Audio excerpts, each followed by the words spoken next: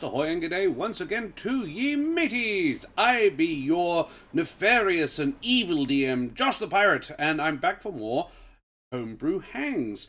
So, let me just key up a little bit of music. There's a little bit I can hear the voices in my head, and nobody wants that. Yes, I'll kill the horse. Let me get on with it. Alright, here we go. Some quiet tavern music. Crank that in. There we are. Alright. So yes, we are back for more homebrewing, working on my new system in which to play Battletech in the 5e mechanics.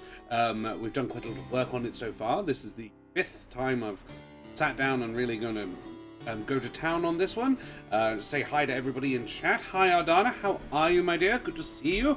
Welcome everybody else as well. Yes, it's been a little while. I've had a few other things I wanted to try out. I did last week. We had a look at EZD6, which is a rather funky system I'm quite fond of, and looking forward to playing with that. That was an odd experience, Josh talking to...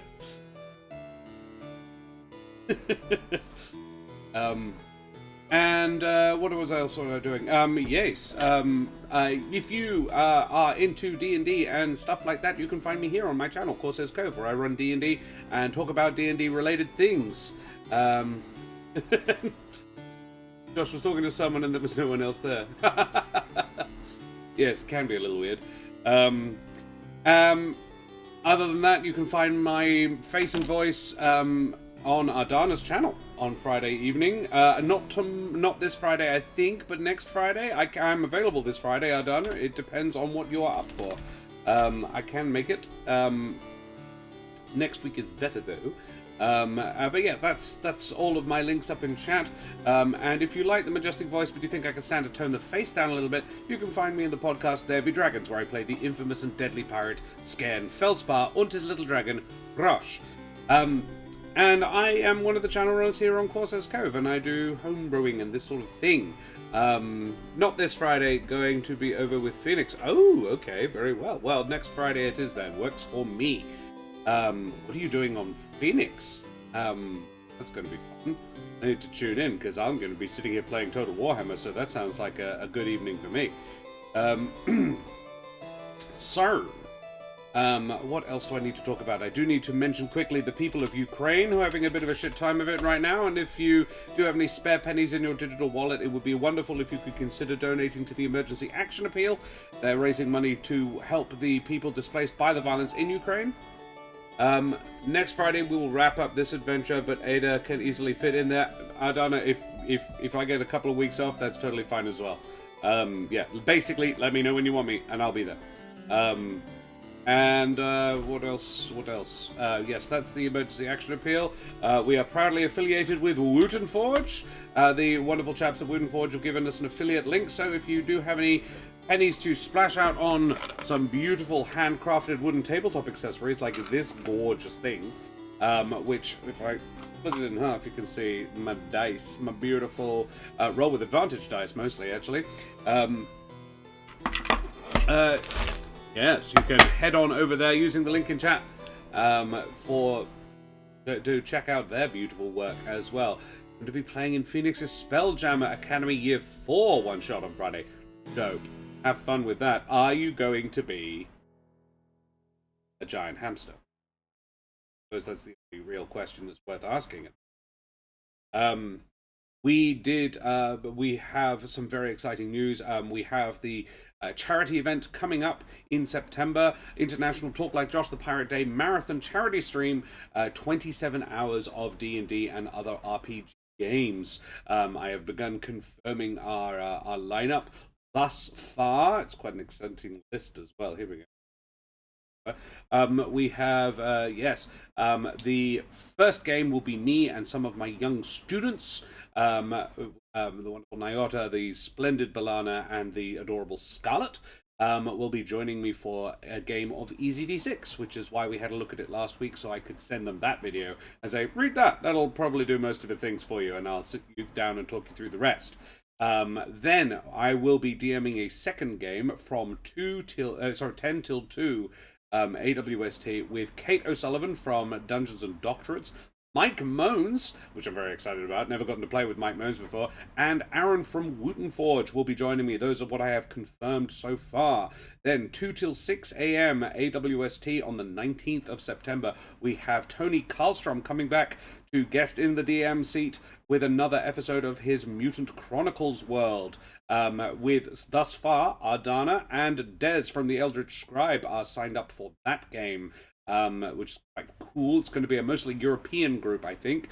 I'm going to ask Patch from Quest Junkies UK. Sadly not. You'll be playing the Fairy Artificer named Soot and his Aardvark Steel Defender Lily. Yes, yes, yes! The Aardvark Steel Defender. Excellent. Then 6 a.m. to 10 a.m. Jack O'Brien from DungeonMaster.com, DungeonMasterForHigh.com rather, will be running a Call of Cthulhu game with Rackham from GM's Workshop, Zedran, and Dan O'Brien, Rachel's lovely partner. That's going to be very cool. Saz the Meeple and Rachel will be joining us later on that day, and then the evening we will finish up with the penultimate episode of Midnight and Madness.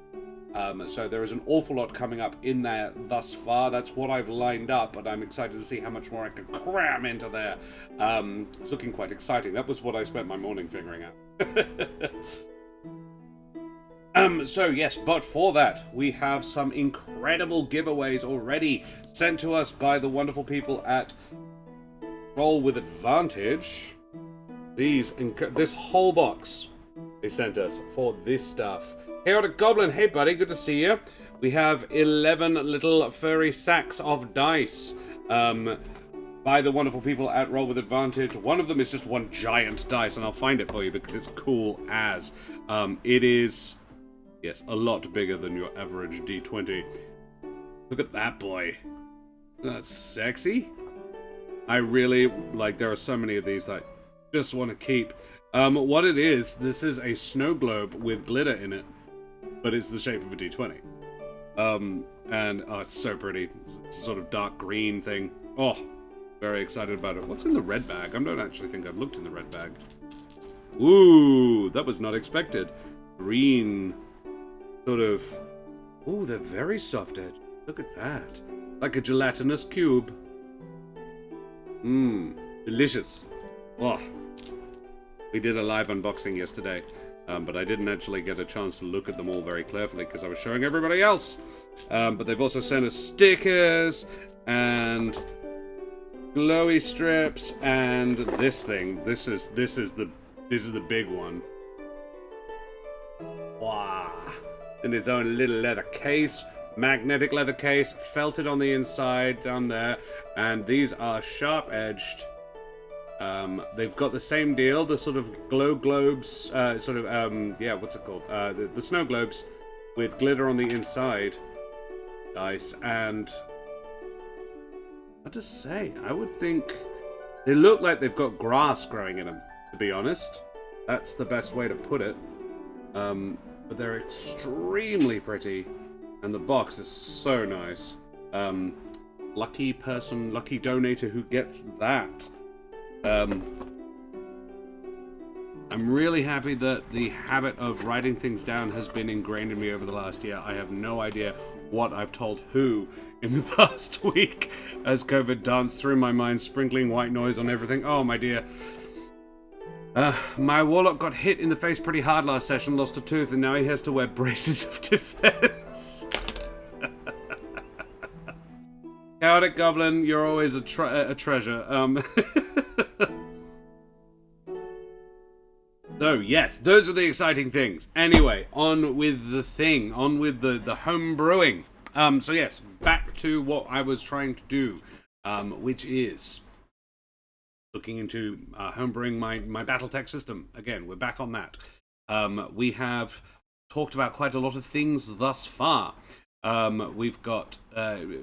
these are the core ideas that we want to include. Simple, easy to use, complex game but simple rules, the crunchiness of the mech, the tech dark age vibe of the place, The essential idea thus far is that we're going to tweak 5e for gameplay, for the main gameplay, without wanting to make too many alterations to it at all. We've basically just, for the mech combat, scaled everything up a little bit. Each class will be given a special ability or possibly a bonus feature on character creation to tweak what the pilot is good at and possibly not good at. Possibly bake in a couple of options for features into each class and then allow another free pick. That's what we're currently thinking about there. We've decided that we're not going to have bards, paladins, druids, sorcerers, and warlocks. You just can't be one of them because the system does not allow, the universe doesn't have magic in it. And whereas wizards and artificers, and to a lesser extent rangers, and clerics, could all their magic could be flavored technologically. And that would be the sort of the point. So like if a ranger casts Hunter's Mark on somebody, they don't. They just do like a laser pointer and it sort of marks the target. That sort of thing makes sense, you know? You can flavor that sort of stuff, whereas druid spells, paladin spells, but that sort of thing really don't make sense. Like you can't turn into another animal in this universe. So we ditch those. And then we've got a list of feats that we want to do, and basically that's what I'm looking at doing this evening. I want to take a swing at the feats because got a little bit quiet. I'm going to try the combat. Found some new cool combat music. Don't really see how this is combat, but it's pretty good. It's a bit different. Have all of these feats. I want to go through the feats and see if I can't sort of, now that I've worked out most of the game itself. Oh yeah, that's the other thing. I'm just going to have floors, which is, I think, a really nice element from several games I've played now. Like Savage Worlds has the notion of positive and negative edges. Easy D6 does as well, as does Shadowrun. So there's a lot of games that sort of give you the option to have more benefits if you're prepared to take on some negatives. And I would like to include that because I think it's a neat idea. So we have shit pilot crap with a particular weapon system. For example, missiles. They're just not very good shot with missiles. They've never really gotten their head around how they fly. Idiot with jump jets. Basically negatives against all of the positives. And I should probably write them in parallel with each other. Then we have PTSD, like a fear of fire, for example, like a trigger. Addiction, prone to migraines, low gravity tolerance. Cursed, which was a Tony Karlstrom suggestion, if I recall correctly. Potentially going to have to ditch all the classes and start from scratch, but we'll wait to try that first. That's basically, yeah, we're not sure it'll work, but I hope it will. Mechanics we want to include. We have currently got evasion, heat buildup, armor, location damage, recoil, ammunition, AI targeting systems that weigh more and or generate more heat, ejection systems and consequences, lost tech. So far, let's see, can I put a tick? I'm going to put in a hashtag. I've done heat buildup. We've done armor. We have done locational damage. We have actually built recoil into the system in a relatively simple way, I think. We've done ammunition. We haven't really looked at AI targeting systems, ejection systems, and consequences. Yeah, we've done most of that. That's cool. Stress for overclocking either people or mechs. Take a point of stress. Change an outcome functionally and minor hero point system. I think this was a Cato Sullivan idea. It's been a while. A flaw that I always take is colorblind, because I'm colorblind. Oh, cool. I like that. What mechanical impact would it have, Chaotic Goblin? What do you think? Like, what meaningful impact would it have? Because I genuinely don't really know. Like, how much of an impact does it have on you? Like I'm dyslexic, and that has some negatives and positives. I struggle to read. I read very, very slowly, but I'm also extremely good at spatial awareness. That's sort of the quid pro quo that comes with that. And I recently heard it described in a very concise way, and I never heard it really described well before. Basically, the difference for a dyslexic person, where some people see pictures in their heads, people they can imagine images. Other people, their imagination is entirely verbal. It's like a consistent thought stream, but it's verbal, and they don't see pictures at all. The way I heard it described was that you ask a dyslexic person, what do they see? And it's like, oh, both. I get the movie and the audio commentary simultaneously. But it doesn't count because apparently dyslexics, and I know this because I can, dyslexics can visualize a full image in 3D and flip it around, and that's why we're really good at Tetris. But the downside of that is you can't not. So you get B's and Q's and D's and P's, and they're all just backwards and forwards because of the same freaking symbol. That's why we struggle with reading, because it's the same pictures, they're all just little increments of pictures. And that's where we struggle with that. So, colorblind is an interesting idea. I wonder how we could bring it up to the level of something else, like prone to migraines or being bad with a weapon system. Like, I would always take colorblind if that was an option. Keln, did you try blue lensed glasses? For dyslexia, I had yellow. But yes, it did help. Because there was also a degree of like black on white, white on black. That was the issue. You put black on yellow, it helped a little bit, calmed the letters down. I always described it as to my grandmother as the letters jump around. Like I can almost see them. I can almost physically see them jittering. And I was describing this to her at about age 8, and my grandfather said, "Wait, are they supposed to do that?" And everybody looked at my then 65-year-old grandfather like, no. Had a school friend, blue glasses changed his life. Yeah, I wore them for about a year. I can read quite well now. I can read fast enough to sight read Shakespeare. But it's years of practice, and I read for a pleasure. But a lot of dyslexics I know do, because it took so much effort to get them that good at the thing. I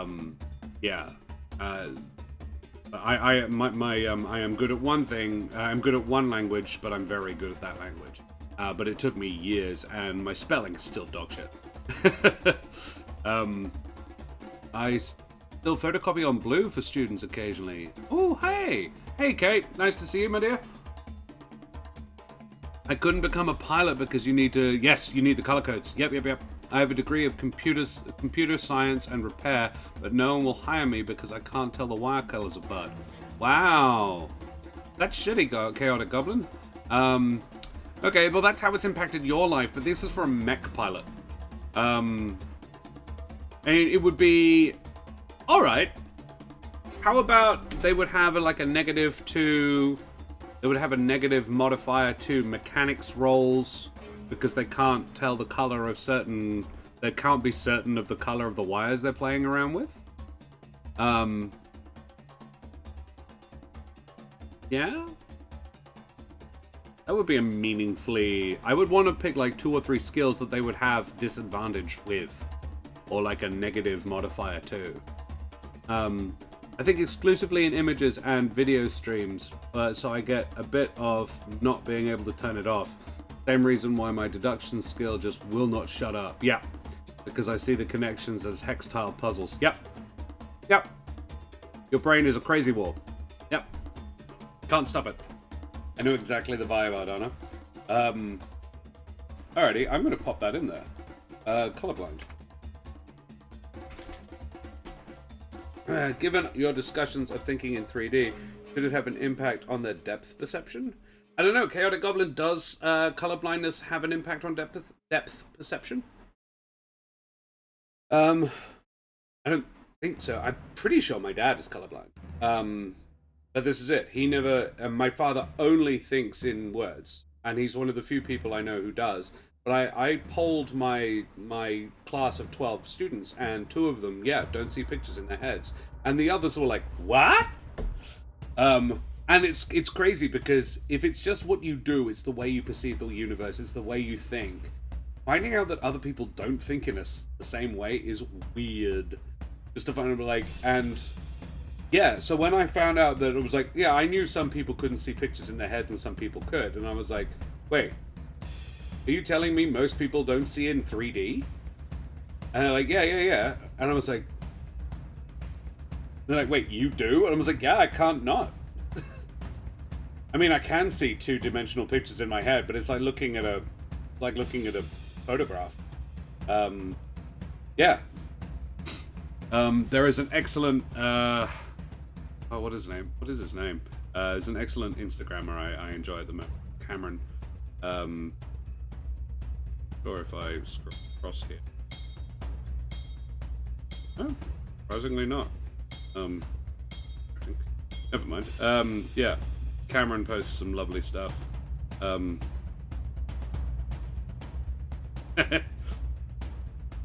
Yes, there's a marvelous meme. Not for me, I'm very accurate on things and I have really good reflexes. Yep. Not surprised.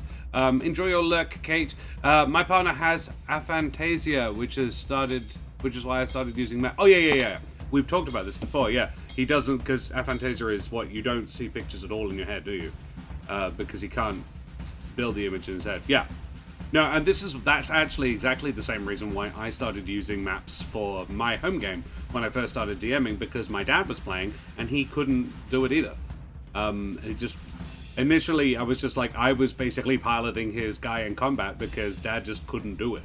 And I was like, this isn't fun for you, so hang on, how can we improve this? Yeah, we fixed it. Right.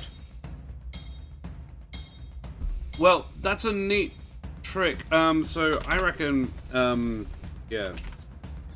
Nickel debuff.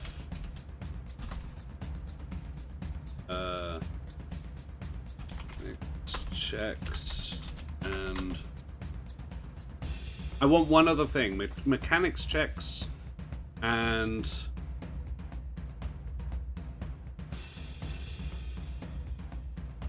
ooh, they're not allowed to drive ground vehicle.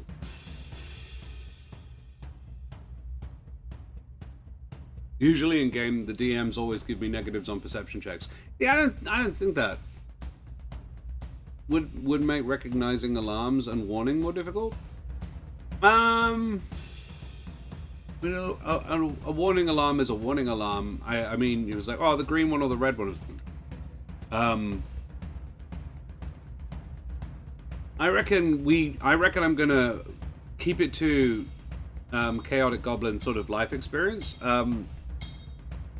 and make them say that they were not allowed to learn, like anybody with colorblind cannot become proficient in piloting aircraft.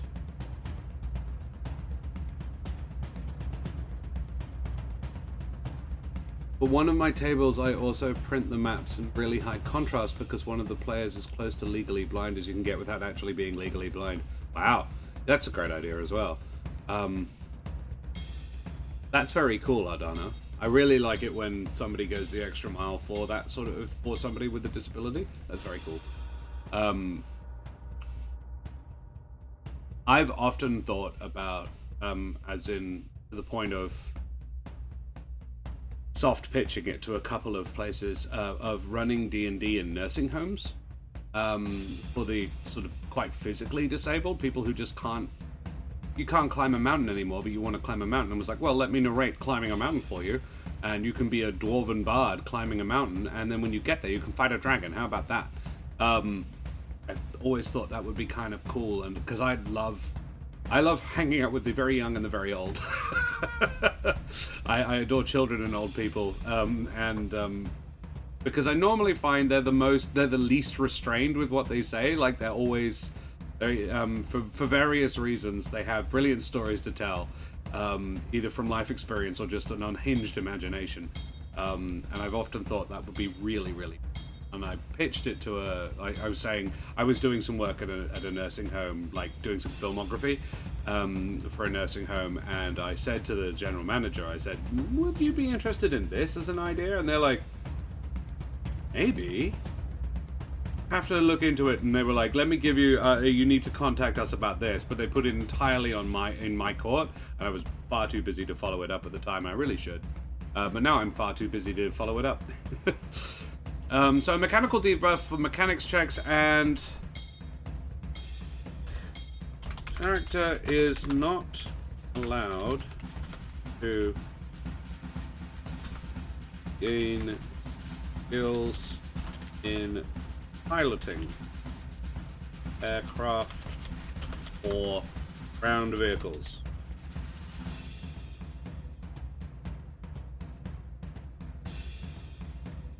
Because they couldn't see the signs. That could be a great idea. The storytelling and mechanics would keep the mind active and bring new adventures at the same time. Exactly. I probably wouldn't go and teach a bunch of 80-year-olds D&D, because it is quite complicated and not necessarily the most intuitive system. I think it's pretty intuitive, but it's not super easy. I would probably do something like Quest or Easy D6, like a rules light that you could teach in an hour. Well, actually, Easy D6, I would argue you could teach in 10 minutes. Where it's more narrative driven. I think that would be the trick. Alright, well, So, we've got gunner, pilot. I reckon we have...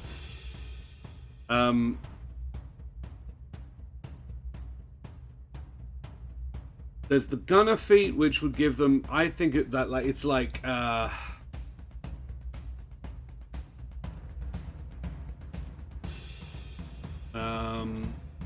fighting styles. That's the word I was looking for.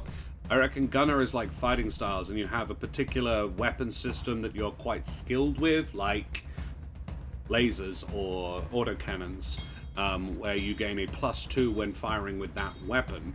+2 to hit with that weapon, and maybe a +2 damage with that weapon as well. Need to have a look at the guns, though, just to make sure that that's balanced.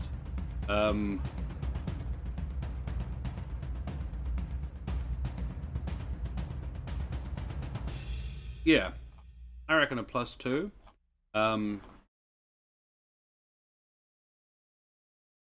So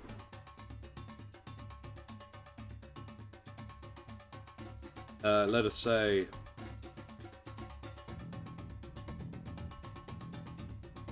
gun type specialist.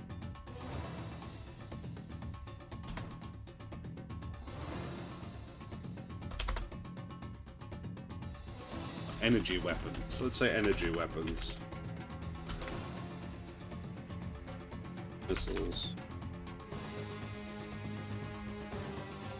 ACs. And other kind.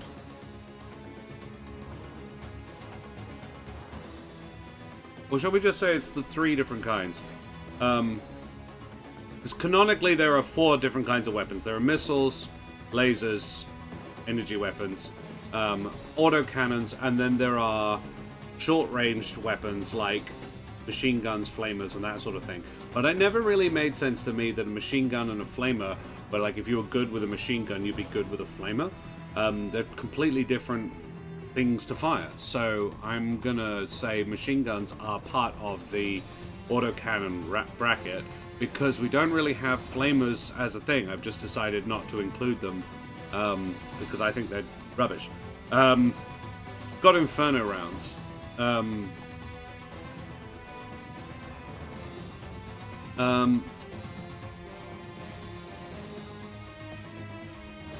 Alright. So let's say weapon type, energy weapon, and hard round.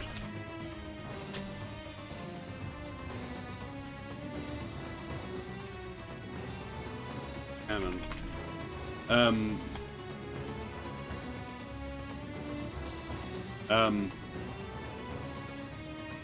Specialist.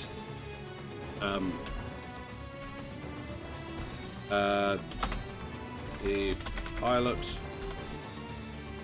gains a +2 to all shots fired with this particular weapon type,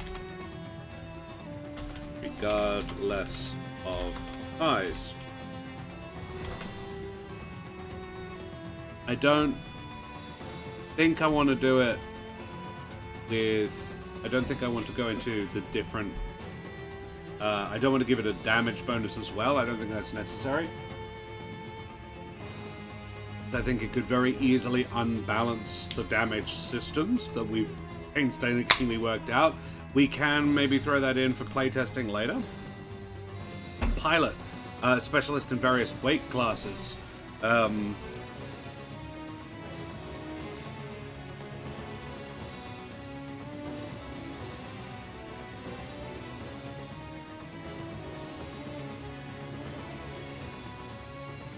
I don't know. We haven't done anything about heat buildup.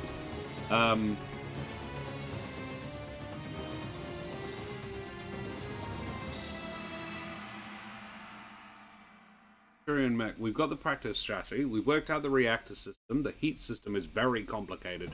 Probably the most complicated thing we've done so far.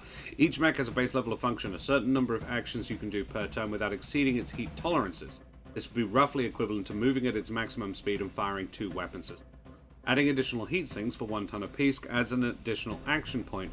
Some mechs come better able to manage heat as standard, particularly ones with a heavy energy weapon load. If a player chooses to take more actions such as firing jump jets or all available weapon systems, after resolving those actions, they must roll on their reactor dice. The roll of 1 on the dice downgrades the reactor's performance to the next lower dice value. A fail on a d4 causes the mech to shut down and does 1d6 points of structure damage to its center torso, which is quite bad. A shutdown mech cannot take any actions until the beginning of its next turn, of the turn after its next turn. It has to have a whole turn inactive. An inactive mech gains a +1 to its AC as the mech is deactivated and turtled, protecting its joints and servos, nor can it take any further heat damage from weapons like Inferno missiles or flamers. Once per deployment, a player may take the action Vent Reactor Coolant. This uses all available actions for the turn, and they may not have already taken any. So doing so repairs the reactor by 1 reactor dice up to the maximum of the chassis. Any mech standing in the rear arc of the mech and within 30 feet must roll on their own reactor dice as this heat is expelled. Extra coolant may be scavenged from down mechs, so the pilot would have to get out to do this. No mech can carry more coolant than it starts a deployment with. No players can upgrade their coolant systems to be able to perform this action more than once possible. Idea for boss mechs being able to do this multiple times as part of a turn rather than all of one. Upgrading the reactor would be similar to installing extra heat sinks, with each upgrade weighing a ton and improves the reactor dice by 1. Pilots within mechs shut down by heat must also pass a con save, yada yada yada. That's where we've gotten to with that. So... I've forgotten how lovely this stuff is. This is, I'm enjoying the Heaps Normal Quiet XPA. This is a delicious, refreshing, non-alcoholic beer. It is, I think, my favorite non-alcoholic beverage thus far. It is, unfortunately, quite, but as in a 4-pack will cost you a little bit more than a 6-pack of most other alcohol-free beers. So not like crazy expensive, but it's so nice. It tastes like a beer, like a beery beer as well. But it's alcohol. Pound them all day and get in your car and drive. You can afford. I reckon what I'm going to do is switch over to mechanical instruments. Appropriate for what we're doing. So, specialist in piloting a particular kind of weight? I don't know. I'm going to pop that one down as a maybe at the moment because I don't see what we could do that would meaningfully impact that, would meaningfully help them with that. Technician.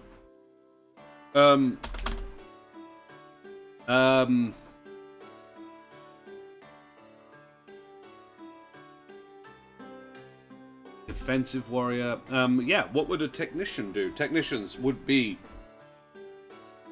the pilot gains proficiency with mechanics checks.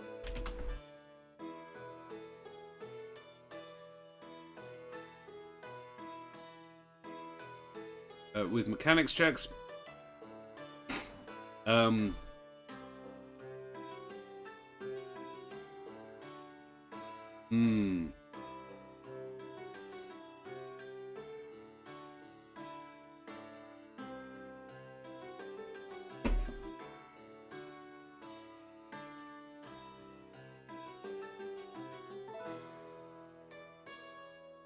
What else?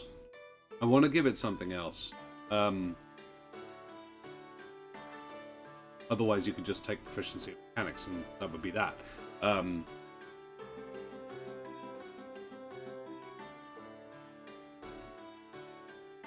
And advantage when dealing with similarly tech-savvy...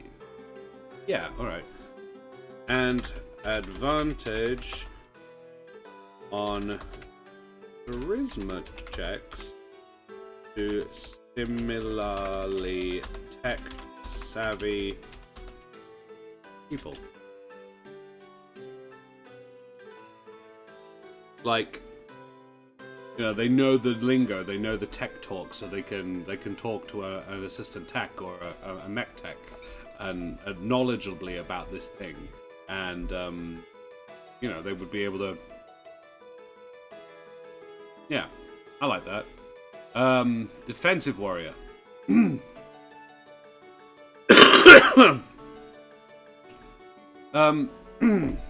Melee specialist. This one I can do.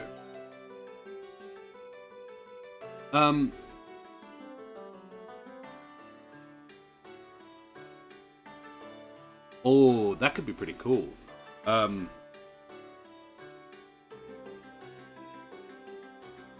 This pilot, the pilot, trying to keep it all the same. The pilot gains a +2 to hit with machine guns, machine gun weapon systems, and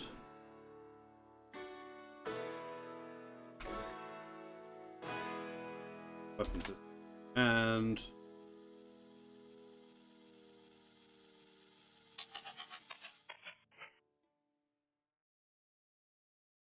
adds their proficiency bonus to any damage done in melee. We haven't really gone into what damage melee would do. We haven't really looked at melee damage. Wait.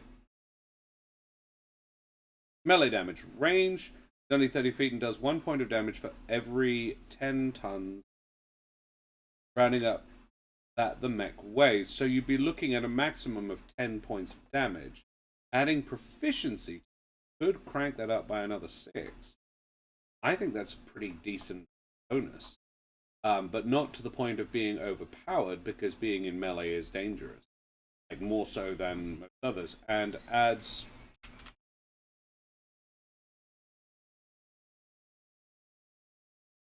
proficiency bonus to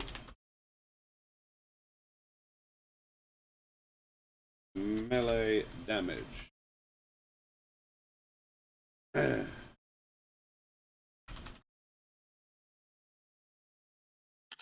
damage done in melee.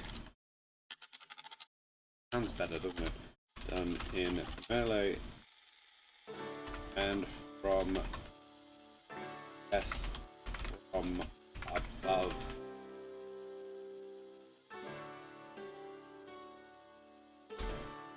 Attacks.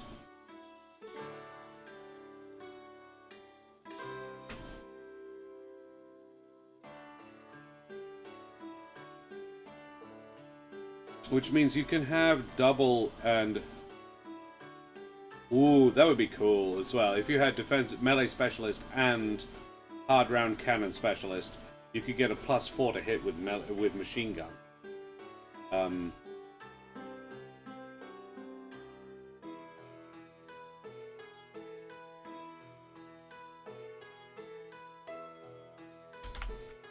This can stack with...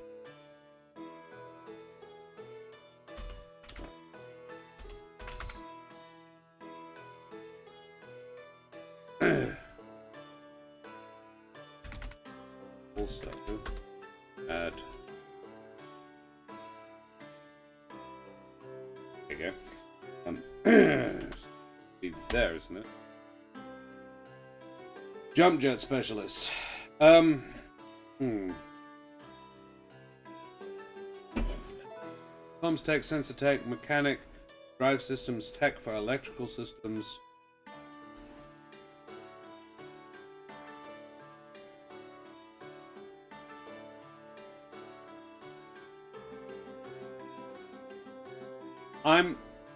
I like these ideas like comm tech, sensor tech, but my worry is I don't want to overcomplicate things.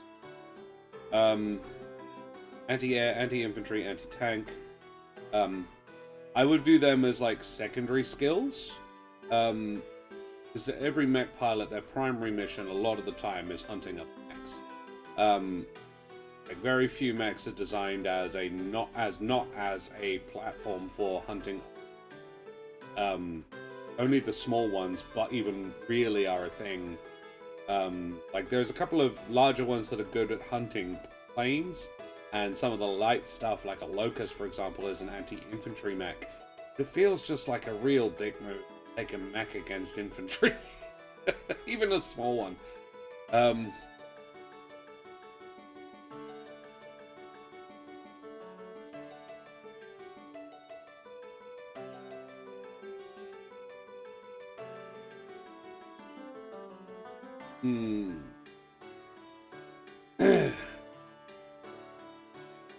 Recon, something about fast movement with light mechs and sensors.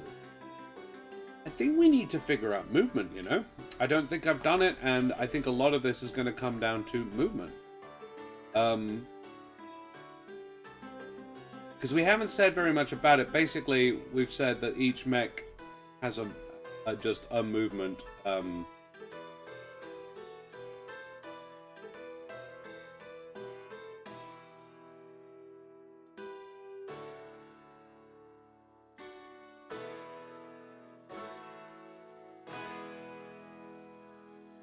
Right. Each location has different amounts of armor before they take direct damage and a certain amount of durability before they break and fall off. If a side torso is broken, the attached arm falls off. If the center torso is destroyed, likewise, if both legs are destroyed. Mech speed is halved after the loss of one leg. Flavor that however you like. Ejection system. If you're caught in a mech that is critical, you risk dying. However, punching out before that damages your mech further, though if the party is successful, you can still salvage it. If a pilot ejects, all armor on the head location is safety. Being on the ground in a mech fight without a mech is terrifying and very hazardous. If shot by a mech scale weapon, a single unarmored human or similar must make a dex save, taking half damage on a success. Damage scales by 10 for everything other than the machine gun, which does d6.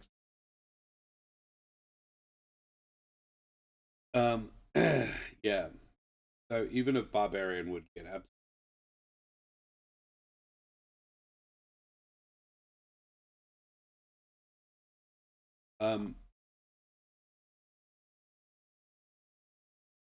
Let's talk about movement.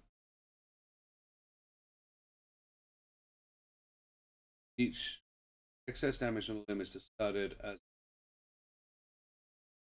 Also damage.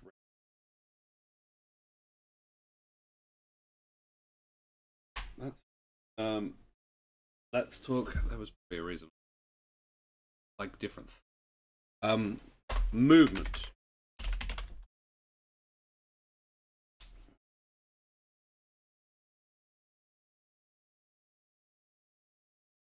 Paris.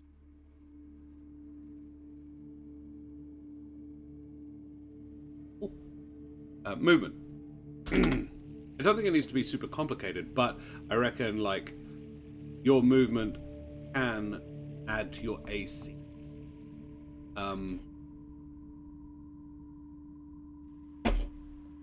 Do a temporary buff to your AC, and that's where we use evasion. Movement. If you dash,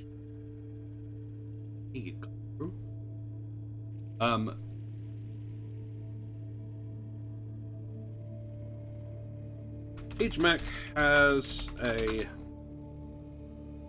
certain stock speed.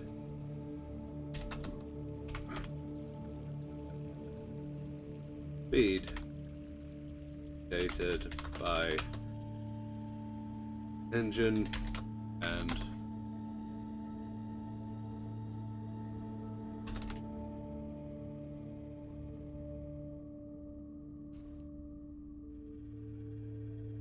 for most this will be around 60 to 80 kph.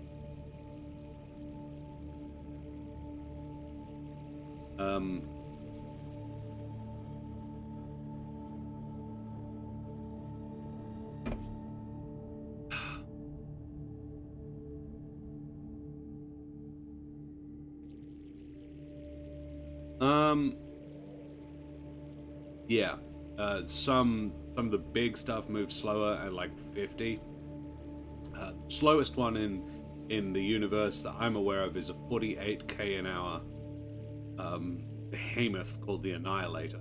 And it's a bit shit, actually. It's got ridiculous armaments, but it's not fast enough to be able to bring it to bear. So it's actually quite easy for even assault mechs to get in behind it and just like hammer it from the rear where it to keep you in line of sight.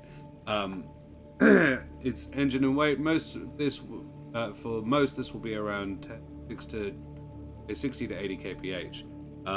Other mechs, on the other hand, like the Spider, which has very few armament, but crazy fast, can do 120, 130. But doing so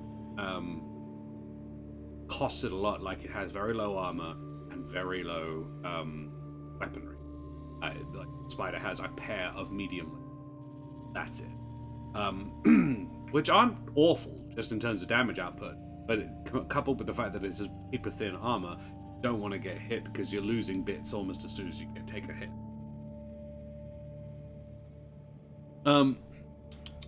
So for most, this will be around 60 to 80 kph. I would say 10 kph is equivalent to 10 feet per round.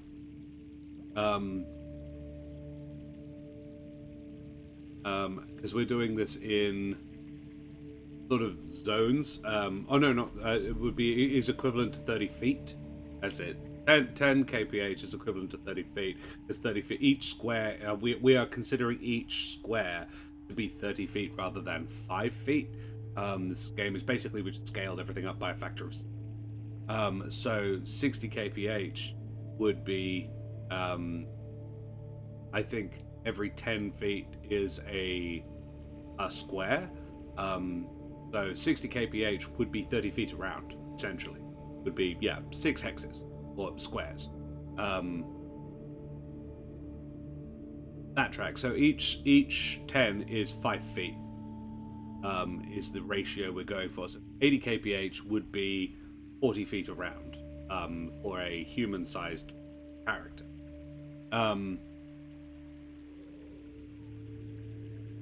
think that works quite well. I think that balance think that's reasonably that, because most mechs will be in that weight range, will be in that speed range, and you round down to the nearest 10. So we say, yeah.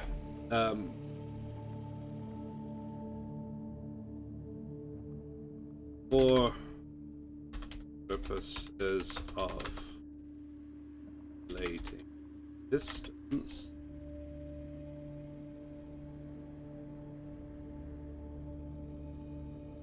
range 60 kph is equivalent to 6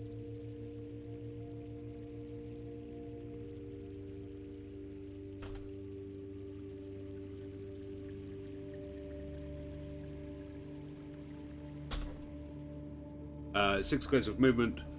Could you use the overclock mechanic reactor dice to link and dash? Yes, that is my next thought. Okay, exactly. Gives more reason to select different mechs or different speeds. Yes, absolutely. Basically, if you take the dash action, which would be not over, you can overclock your reactor to do it, or you could just choose not to fire weapons and run. That I would give you evasion, and I would say every, that's where I think the evasion mechanic is going to come in. I think, yeah, I reckon moving gives evasion and moving faster gives more evasion. So yeah, you can overclock your reactor, but it's dodgy. You can run and also fire, because that would be overclocking a reactor, but you run the risk of your reactor going, nope. But yeah, definitely, Kate. I think that's exactly what we want. 6 squares of movement would be 6 times 30, 180 feet.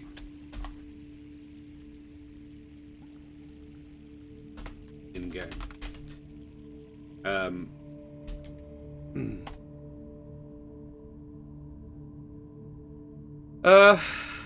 So then we say,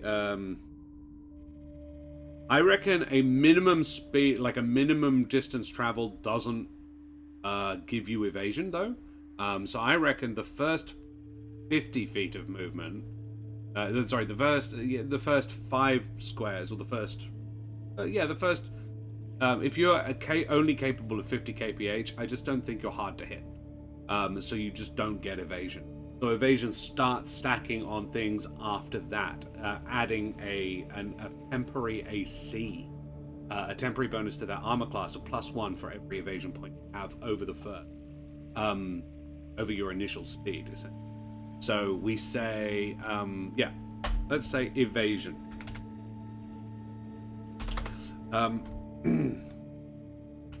Low mechs are easy to hit. Faster you are going, the harder you keep a weapon lock on. For example, like a laser fires for, say, half a second, but if you only manage to keep that laser beam on your target for half of that, it takes less damage. I mean, we're not going into that level of the weeds with this particular system, but sort of what we're trying to replicate mechanically.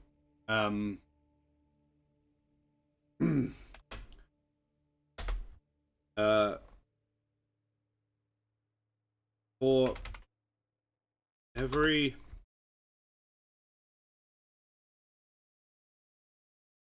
if a mech moves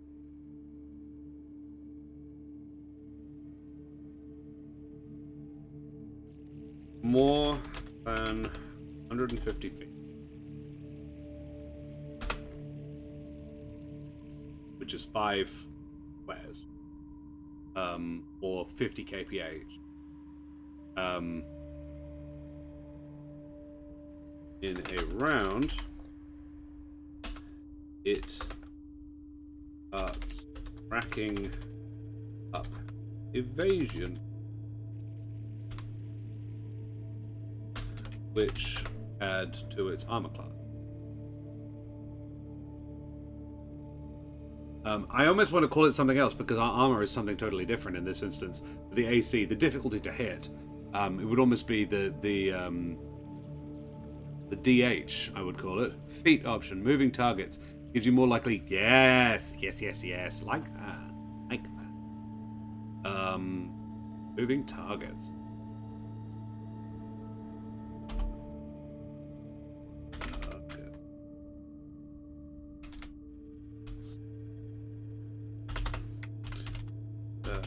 Hitting, moving, in. That's cool. Like that.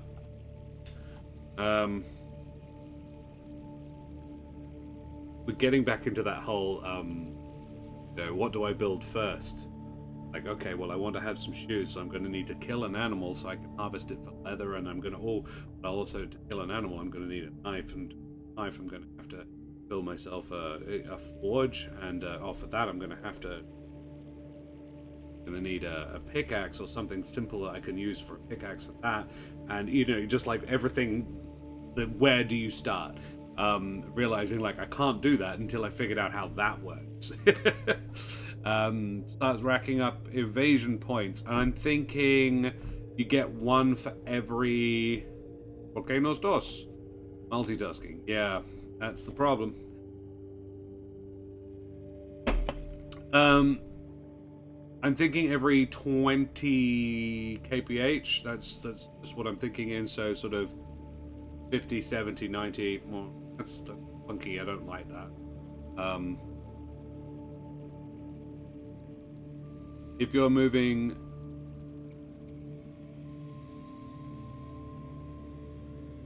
every 30 feet above, every 60 feet around you move over 150 feet gives you a point of evasion. Increases your AC, makes you harder to hit. This is a playtest. We're going to need to playtest that shit. Basically, how dangerous a spider can be if it's just zooming around the battlefield. No one can hit the fucker.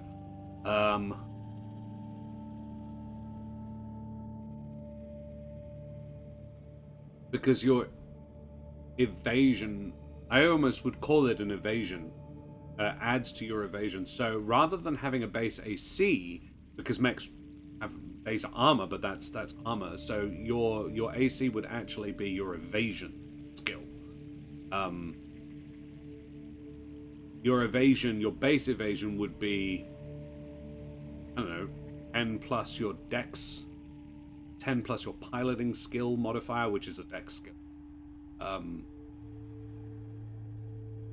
Or your reflexes skill. I don't know, I'm gonna have to go back and fix that, figure that out now. Again. I'm gonna say every 3. So moving at 80 kph will still only grant you a single bonus to a single evasion point, but moving at 90 kph, which some smaller mechs can quite easily, and even medium mechs, few out there that can do it. The Shadowhawk can do 86. And that one's 55 tons. Gives you more evasion, increases your AC. Maybe, no, actually, yeah.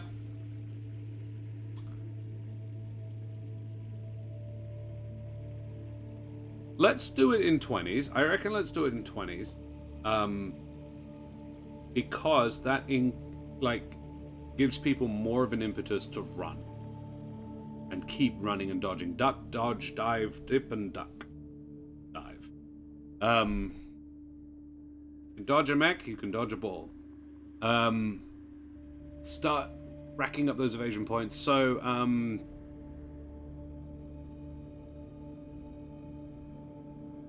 if a mech moves more than 150 feet and around, it starts. Every 60 feet or part thereof, the mech moves over beyond. Just 150 in a round. Add to its evasion. Provide an additional +1 to its evasion score. Oh, leave that. Huh?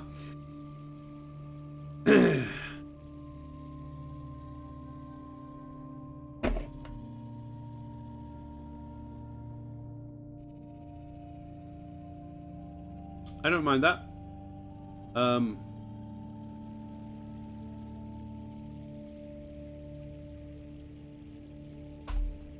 I reckon here we say, first of all,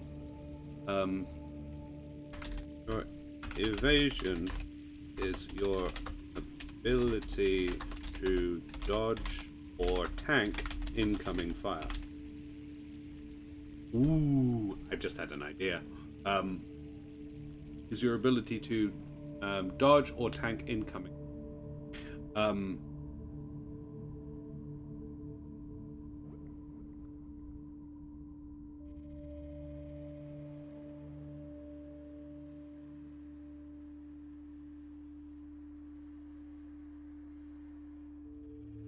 Pilots.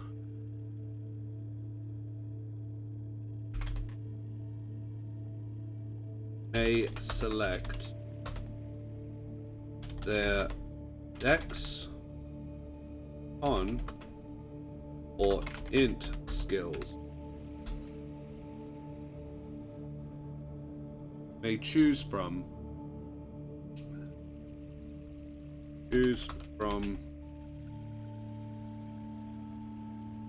the dex on or int stats and add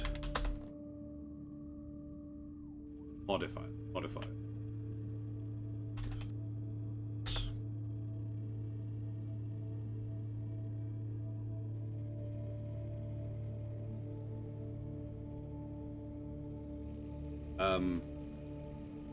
To choose how their pilot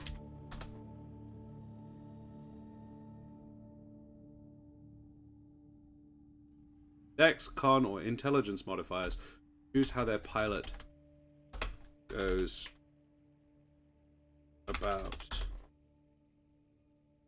soaking or avoiding damage. It reflexes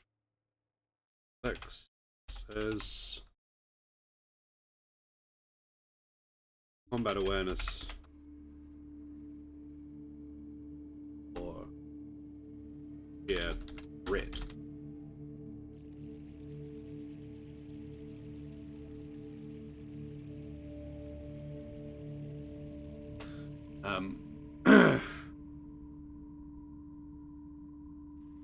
A pilots. Ooh. Just had another good idea. So a pilot's evasion score is equal to 10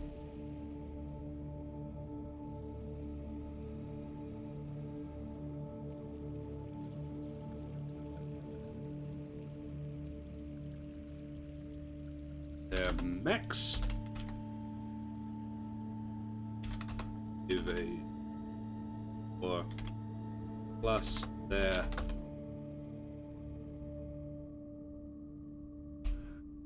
I reckon some mechs are more dodgy than others, capable of moving better than others, so I reckon each mech would have a baseline evasion ability, which is like a suit of armor. So, like, I think that balances quite well. Like, spiders are inherently dodgy as a hell, whereas atlases aren't built for that. They're good at tanking damage, good at soaking damage. So, whilst I would say that they are built to shrug off damage. So that would explain why they can, but they would have a score at all rather than just basically a giant walking office tower that you just shoot until it drops. A pilot's evasion score is equal to their mech's evasion score plus their chosen stat. They may choose to change which stat they use for this of combat. If a mech moves more than 150 feet in a round, it starts racking up evasion points. Every 60 feet or part thereof which the mech moves beyond the first 150 in a round provides an additional +1 to its evasion score till the start of its next round. I like that, because then this is where that feat that we were talking about earlier, the pilot specialist feat, this person, if they're in that particular class of mech, gets a boost to their evasion. I would say equal to, they can pick a second stat. Or just their proficiency bonus. I prefer the second stat. There are very few classes which would have good of all three. And even rogue, not necessarily.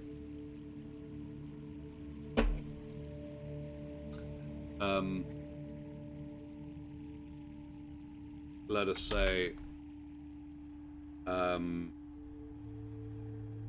mech class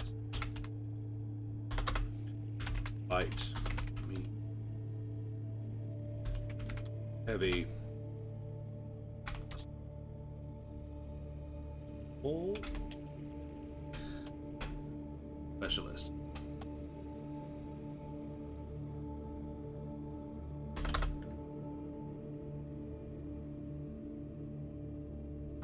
The pilot very fixed with a late class X and gains a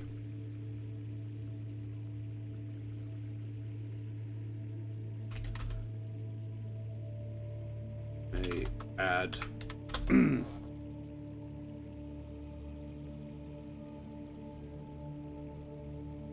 two stats to stat modifiers.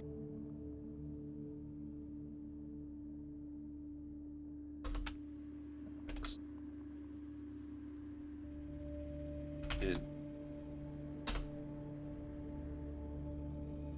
to their evasion score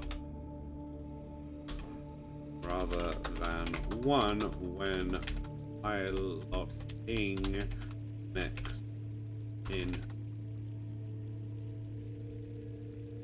range.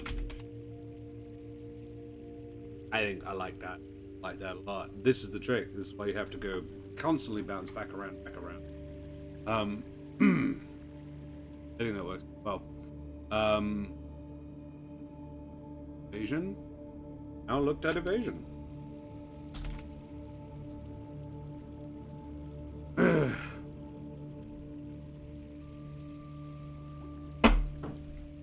Hello, my lovely. Working on evasion.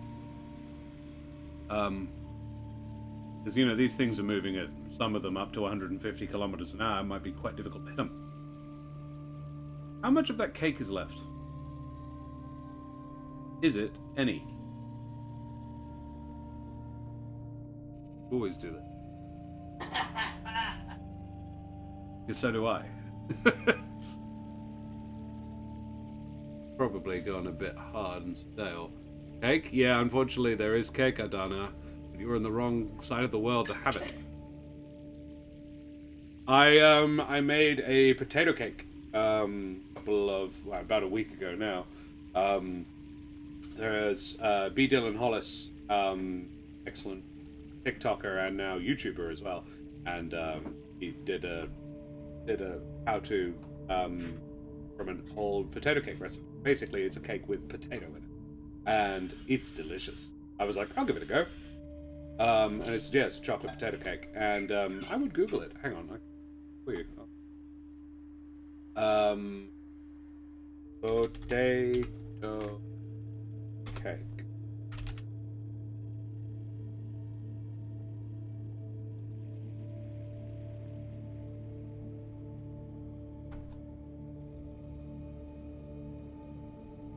Why are you so hot?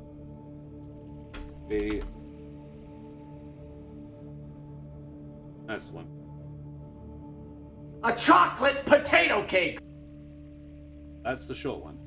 He does a lot of shouting.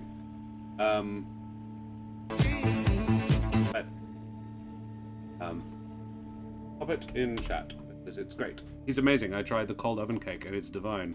Woo! Evildoer is raiding. Raiders! Evildoer, thank you very much for bringing your lovely people here. Raiders, how are you this evening? We are having a bit of a chill evening, just doing some D&D aside, like D&D, allied work on my new homebrew system that I'm working on for playing games of Battletech in the Battletech system, in the Battletech universe rather, but with the 5e rules. So I'm modding the 5e rules. I'm modding the heck out of them now. How's the world building, Josh? Evildoer, it is going very well. Thank you for bringing me your lovely people. What were you doing? I hope you were doing something fun and exciting. I have just put up in chat the link for the YouTube video for B. Dylan Hollis's potato cake. It's really nice, and that's what we were talking about beforehand. Making maps tonight. Ooh. Oh. Alrighty. Well, splendid. Glad to hear it. Falcon's Lodge from Icespire. Ooh, cool. Love it. How are your games going? Everybody, go and check out Evildoer. They're a splendid human being at Evildoer. Boom. Shout out for you. Yes, we're working on the evasion rules. So when you're piloting a giant robot, it is possible to be moving quite quickly and therefore making yourself quite difficult to hit. So we figure there should be a sort of sliding scale of how good it is. Lost Mines tomorrow night, and then Homebrew game on Sunday. Ooh, exciting. Large bug just flew past my face. Alright.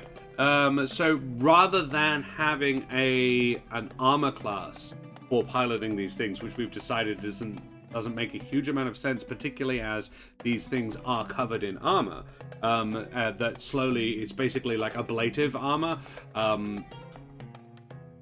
I think instead we should have a difficulty to hit mechanic, which is what I call evasion. So their AC becomes evasion. I have some wording that I'm going to have to alter in the weaponry to the evasion, adding +2 to the AC for each shot, meaning that some may scatter or miss completely. Evasion. Shot. Same deal.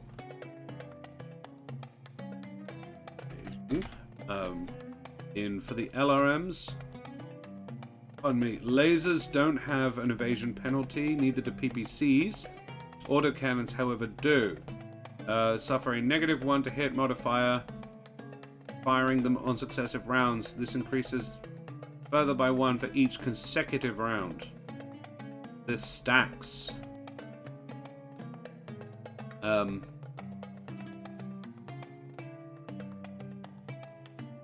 But I don't actually use the word AC anywhere. AC anywhere. Cool.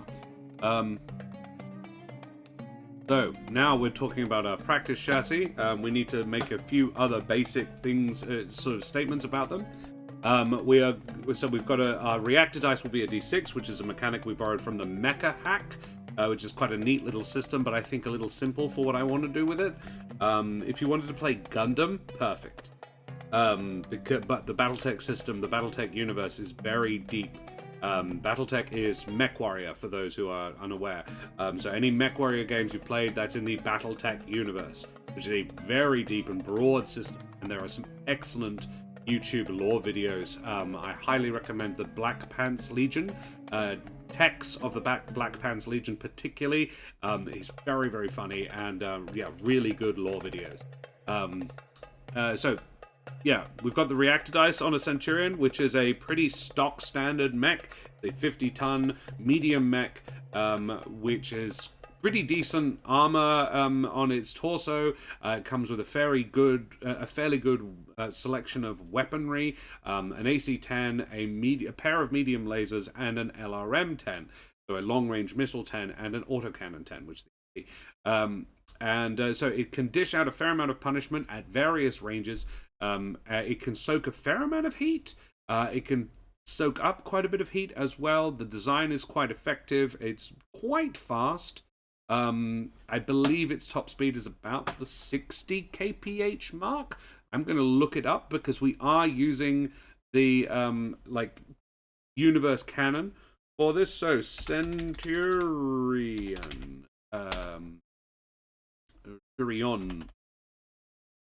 battle mech.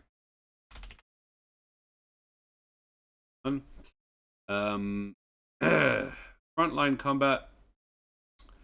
Thunder. Oh my god, that's me. Compliments that. So it came out in 2801. It has a mass of 50 tons. It has 8.5 tons of standard armor. Engine is a Nissan 200. And it has 10 heat sinks. Max speed of 64.8 kph. And normally comes. I was dead right. Look at that. One medium one autocannon 10, one LRM 10, and 2 medium lasers. Nailed it. Actually, you can't see. Mind. Cool. So 60 kph. It is. So speed 60. We're going to say 60, just flat 60. We're only doing it in multiples of 10. kph.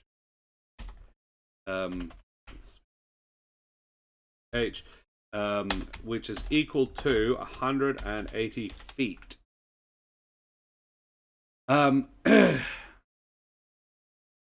So this would, if moving at full speed, get a single point of evasion every round without incurring any heat buildup or any worries like that. And its base evasion, its base ability to avoid or otherwise soak damage would be evasion would be. I need to give it a numerical score, so probably somewhere between 8 and 10. I never think of Centurions as particularly dodgy. I'm going to say 10. Right? I think we give it a base evasion of 10, and then you're adding your dex, your con, or your int to it, depending on what stat you're using to dodge incoming fire. I've said that you can use either of any of them, but you can't change which one you're using within a drop, within a particular mission. You can, outside of mission, say, right, now I'm going to be... Why would you ever go anything other than the best of those three? There is no mechanical reason not to just pick the best of your con, dex, or int. Because all would make sense as abilities and stats that you would use for dodging or soaking incoming fire. Con makes the least sense, but I still think it tracks, you know?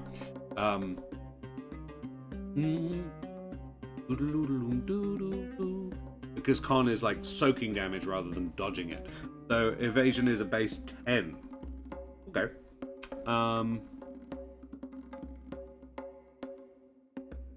Heat. Yeah, we don't need to worry. Oh, that's just how heat works. Cool beans. Evasion. We should probably talk about what evasion unarmored people have.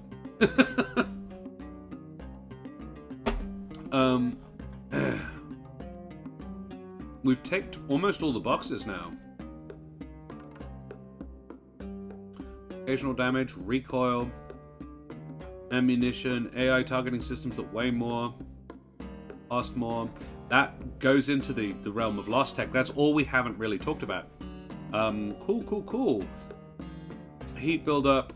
We have dealt with that. The safety override is like haste for a mech, and it requires a cooldown directly after you suffer big negative potential ammo explosions, overheating, locational damage, yada yada yada yada yada.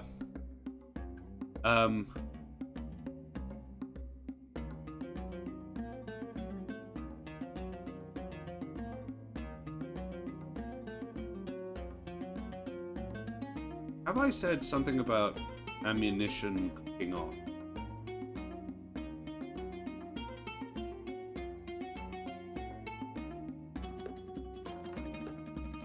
I don't think I have. Let's do one thing at a time.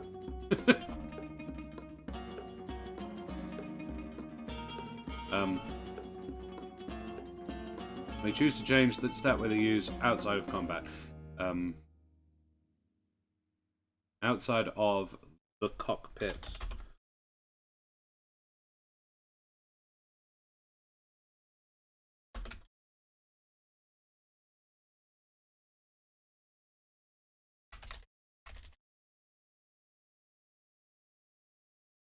Actively.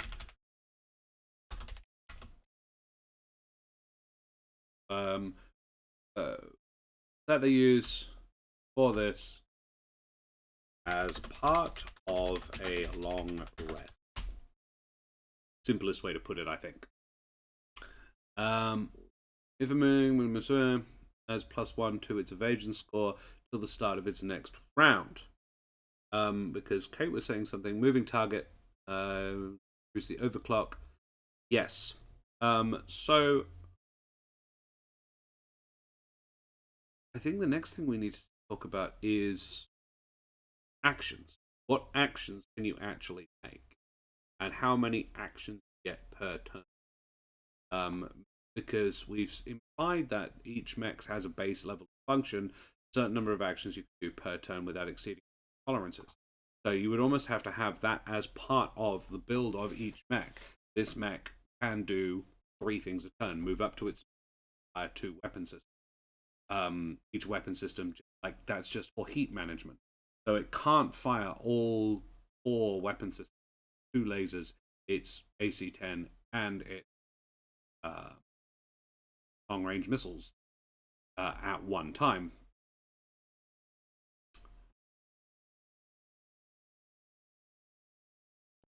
You know what, actually, chat? I might have a quick breaklet and come back and get back into this. So, thank you very much for raiding, raiders. Hope you are having fun this evening. Hope you are intrigued by what we are doing. And yes, I shall be right back. I'm just going to have a quick little pee break and be back in a couple of minutes. See you soon, everybody. Bye-bye.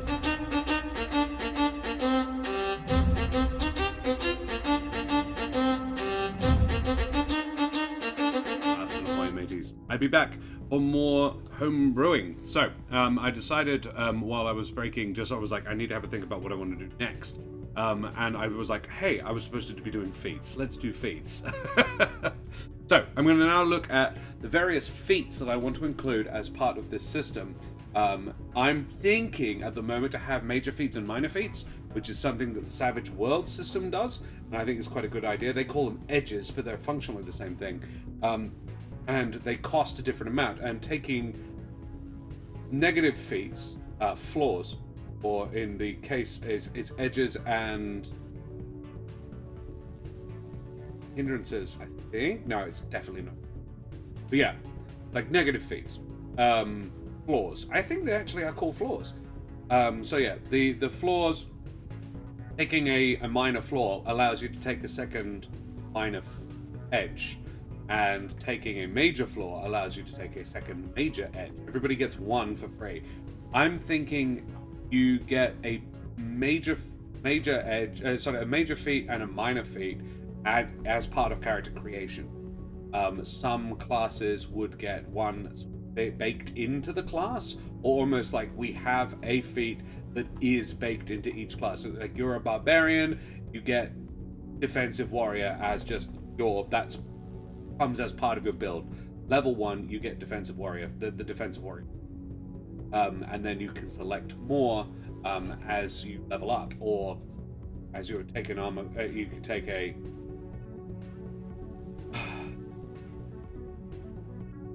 ability score improvement. That's the one.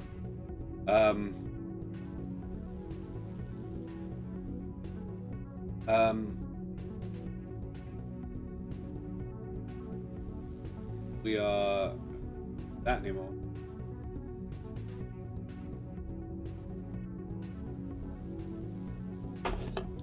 So, mechanics checks and advantage on charisma checks for similarly tech-savvy people. Defensive warrior. What would defensive warrior be? It's hindrances. It is. Hindrances. There you go. All right. I was right. Thanks, Kate. Defensive warrior would be...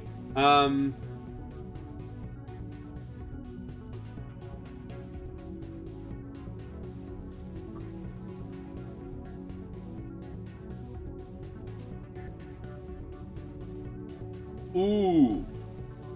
If they're using their con for evasion, they can double it. That could be really good.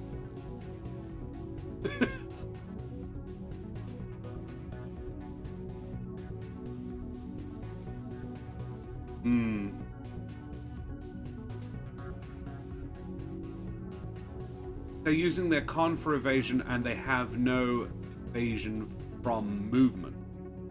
They are fighting defensively in a slow mech. Limits the amount of plus they can get, and wouldn't want to stack your con that high. You don't want your primary stat to be con. I reckon that's a playtester thing, but I think it seems okay. Defensive warrior. Ooh. The pilot adds their proficiency bonus to their evasion.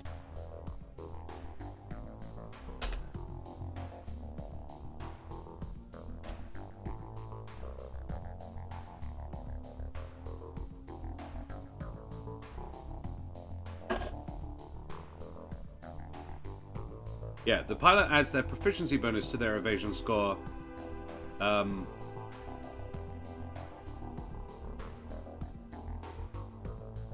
If their chosen evasion that is on.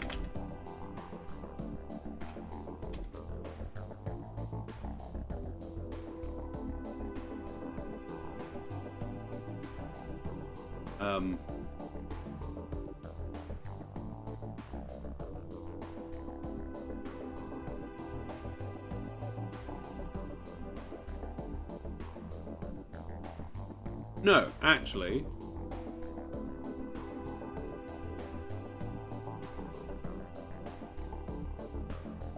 they have not gained any. The pilot adds their proficiency bonus to their evasion score if they have not gained any evasion points from movement.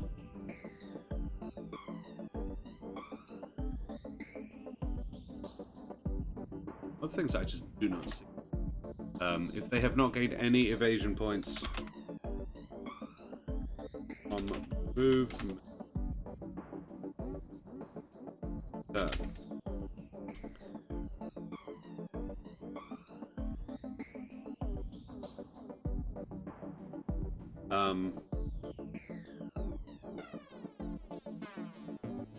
they also have a +2 to evasion from melee attacks.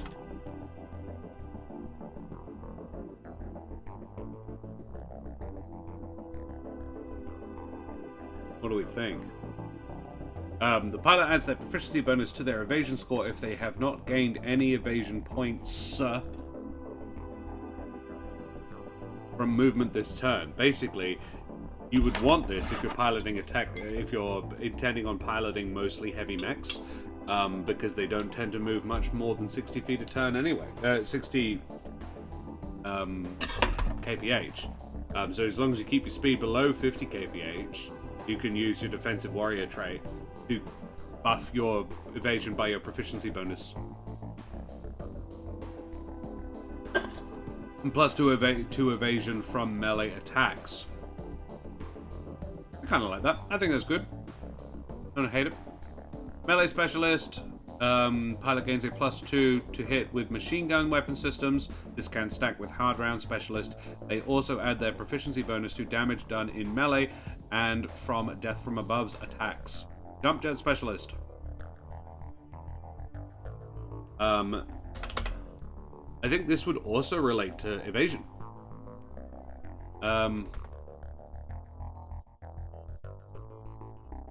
Sensor specialist as well, I think should be a thing. Sensor specialist.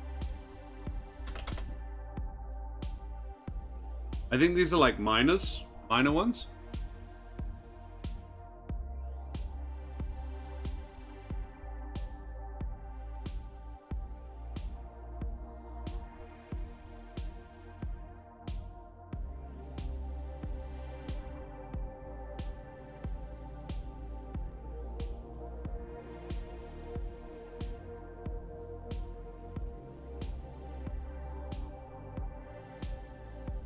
I reckon technician is a minor.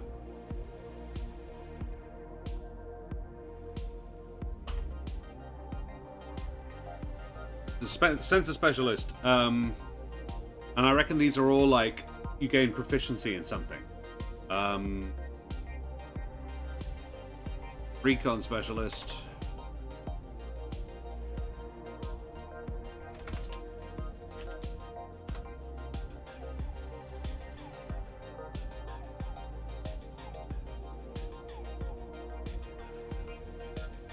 I am now swapping over to the Nort Pacific Ale.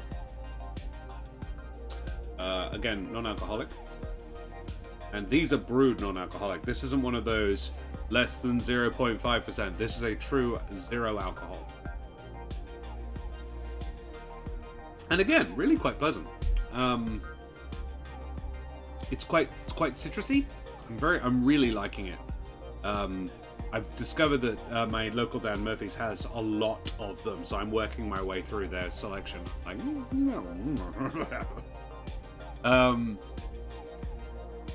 something about fast movement, recon specialist.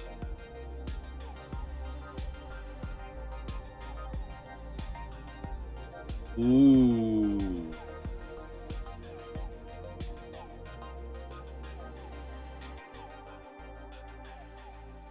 Yeah.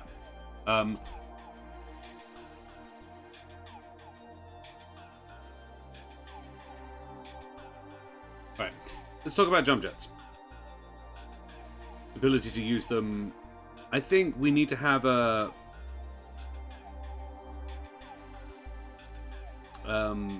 something about jump jets in evasion.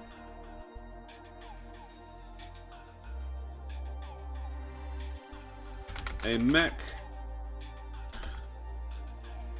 It's jump jets gains a +2 evasion bonus as standard. I don't even think we need to say as standard. Gains a +2 evasion bonus because you are burning a lot of extra heat. Yeah, most non-alcoholic ones are between 0.2 and 0.5. Yeah. This one definitely has some in it. You can taste it, but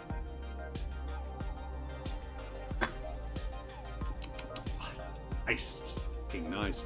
Like I was at the Belgian beer company with some mates, and I'd offered to drive because I was having an alcohol-free month, and they were like, "You sure you even want to come?" And we were, because they were not because like we don't want to have you there if you're not going to be drinking, but they remember the last time I went out with them and I was alcohol-free, and I was just sitting there drinking Heineken and hating them, and I was like, I want to come. Sounds fun. So they, I sat down and they were enjoying their alcoholic beverages, and I was trying a sip of each one. I was like, oh, it's very nice. And it was like, and I had a heaps normal in front of me, and they were like, how's yours? Out of mild curiosity, I was like, oh, it's freaking lovely, actually. You want to try? I passed it around, and two of them were like, that's actually nicer than what I'm drinking. I'm like, no. It's craft, so it should be good, but yeah, it's just jolly nice. Whereas I'm wondering who actually makes Nort. It's part of Modus Operandi Brewing. Okay. Brewed and packaged at various locations around Australia. It's an independent beer, certified as independent. So it's not Heineken or anybody, none of the big ones. A very unique Aussie beer. Cool. Alrighty. So mech firing its jump jets gains a +2 evasion bonus. Yeah, just because they're harder to hit, but that's going to cost you heat. I don't think we need to say much more than that about that. So, jump jet specialist. Possibly they are better at managing the heat. Made in Monavale. It is, yes. Well, the Modus Operandi Brewing is based in Monavale, but it is beer brewed and packaged in various locations around Australia. I would imagine what I am drinking was not made in Monavale. I had a fun. I was teaching in the UK when I was a bit younger, and my late teens, early 20s. And the kids over there were really, really lovely. They were worried that I was feeling homesick.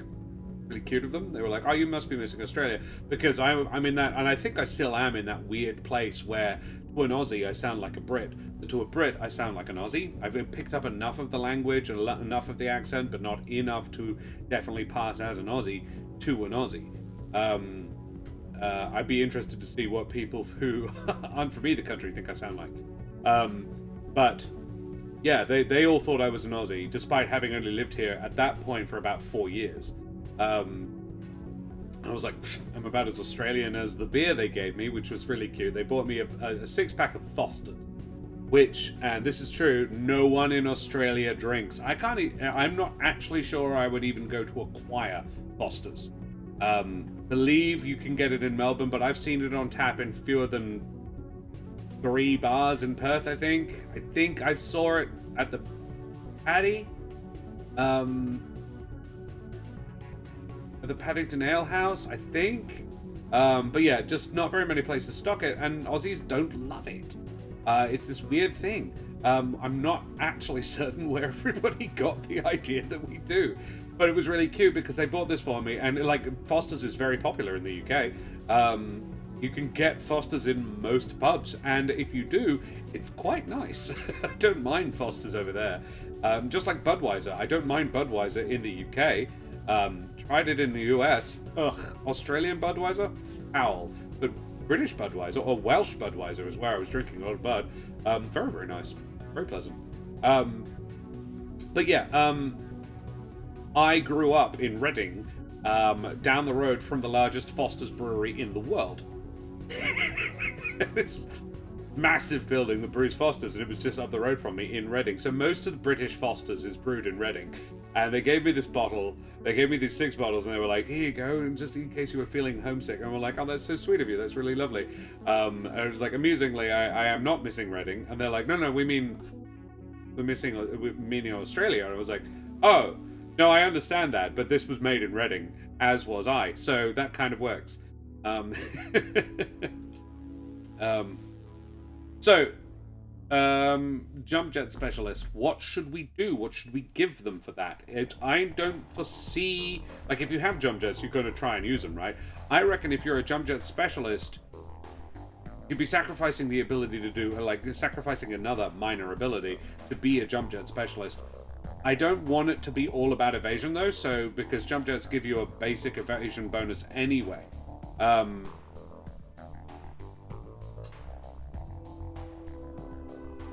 So, why do we not say... I think it should be something about heat management. Or... Yes. Let us say it's about heat management. So we say, jump jet specialist. The pilot is skilled in the efficient use of jump jets. They have advantage on damage output due to being able to hit things more precisely. From jump jets.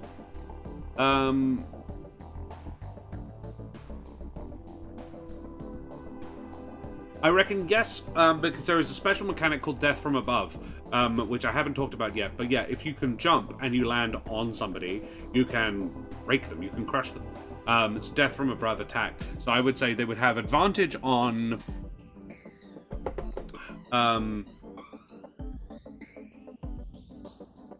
reactor rolls.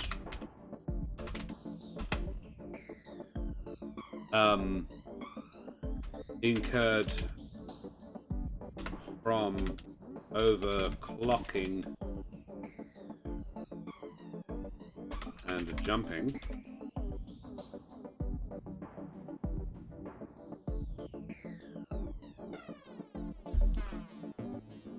Overclocking to where a jump is involved. They have advantage on reactor rolls incurred from overclocking where a jump is involved, and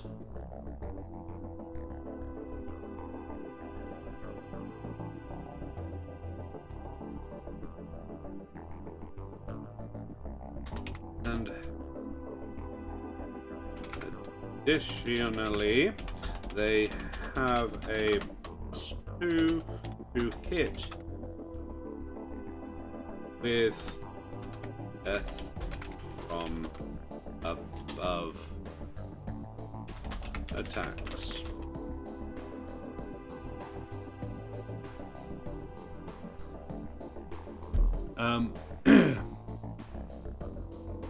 So in melee, we need to talk about melee attacks. We haven't mentioned Death from Above.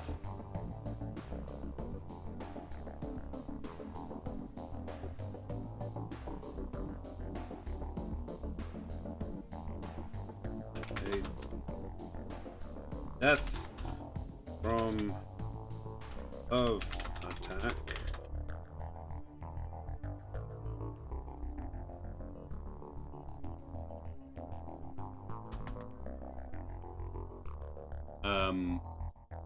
Deals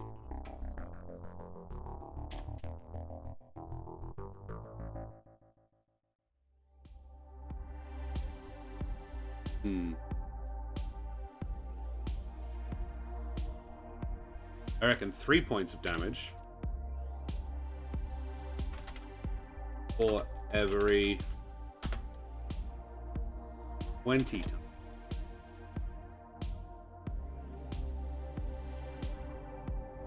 A mech weighs, rounding up.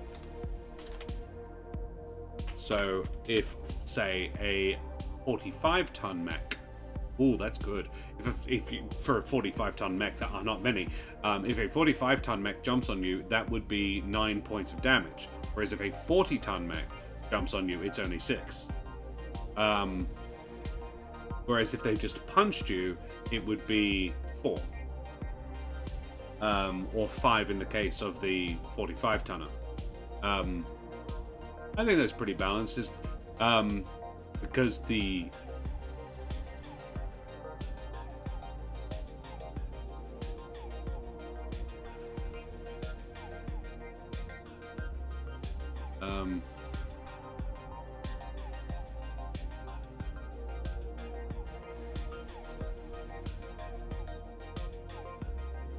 he also has a +2 to hit with death from above attacks. To be keeping your balance check after. Because I reckon you need to have a death from above. You'd actually say, let's have jump jets.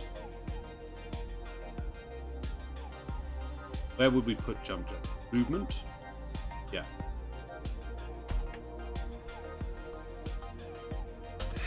Jump jets.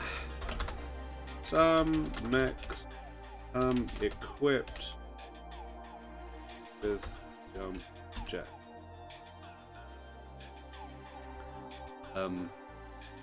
These provide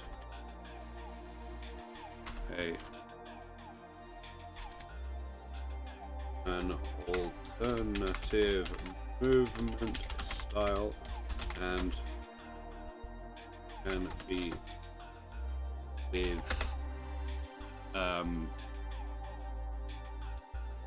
standard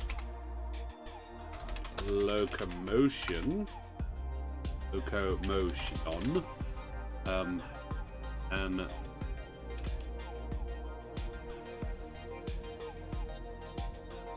for additional distance, for additional movement range.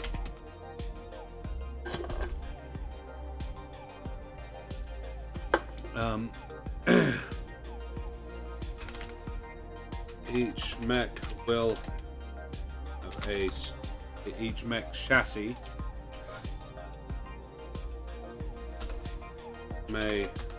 will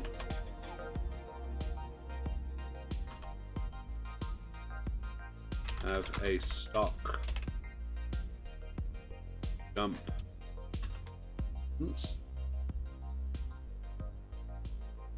Each mech chassis will have a stock jump distance,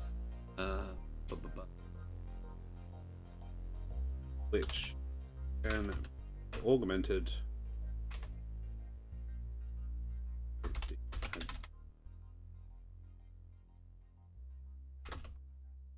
jets.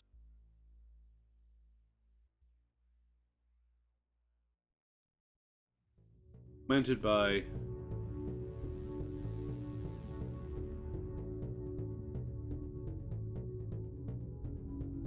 30-foot range.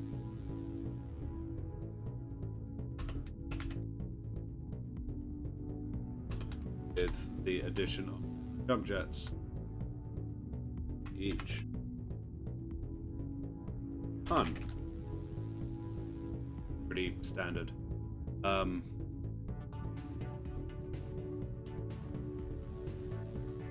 Each weighing 1 ton.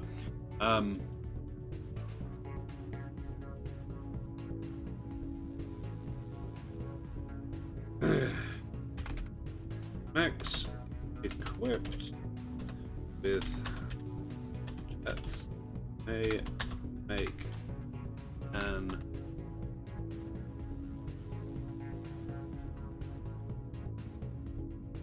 that jump into melee range with an target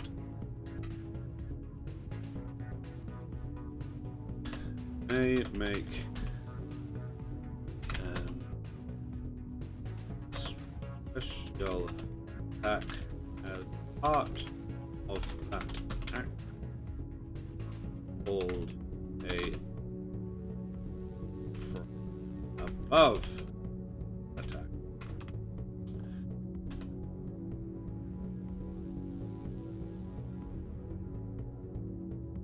However, Looking for feet. A giant walking robot after having landed it on another giant walking robot requires a good inner ear and no small amount of practice. So after damage is dealt, a pilot making a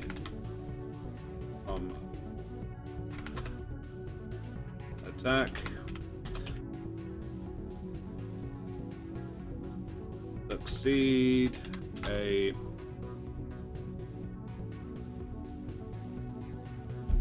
I want to say dex save or dex or int save, their choice.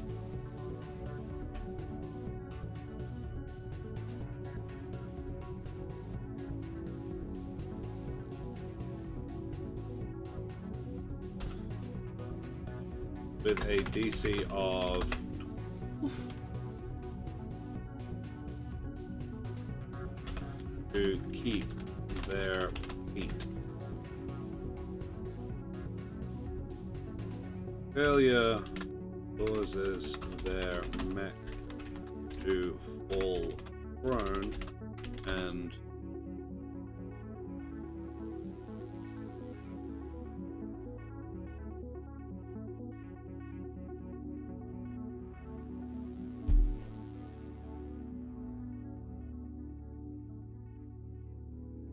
causes the mech to fall prone. Either way, mechs making manner of attack.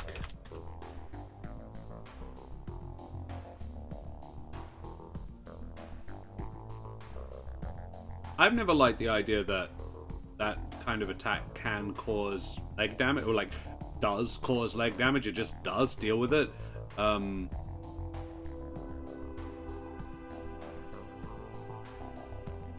So I reckon they only take damage if they fall prone. Taking 1d6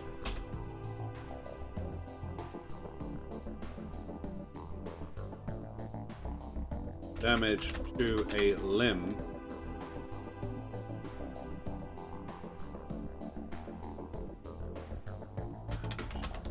Random. A block.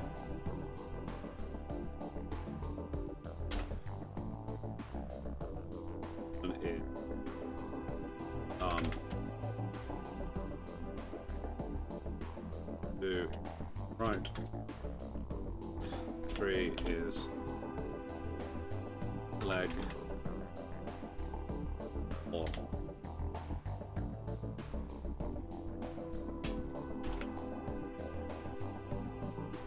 Yeah. I don't hate that.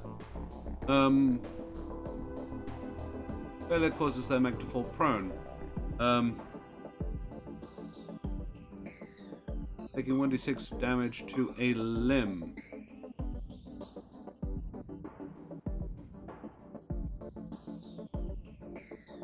I don't actually.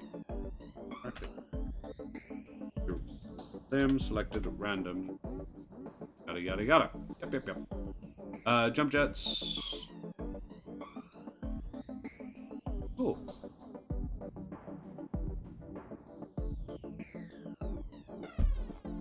Alright. So that's Jump Jet Specialist. Sensor Specialist. Pilot gains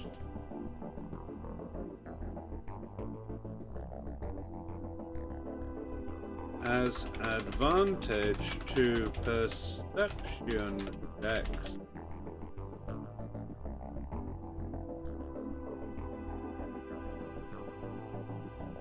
Whilst piloting a mech. Pretty simple, pretty good, but very simple.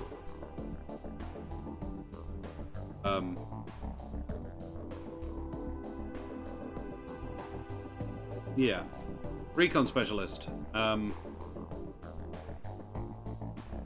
mech sensors.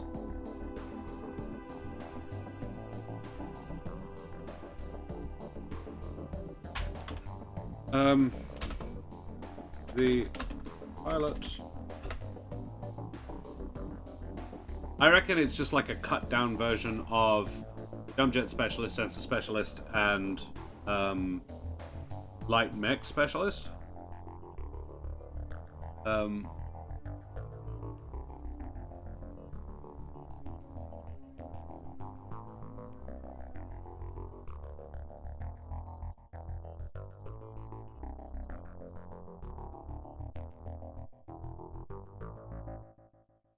The pilot has advantage on survival checks whilst pilot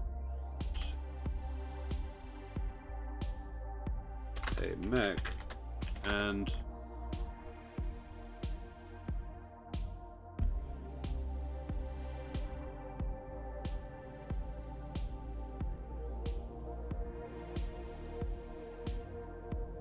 doubles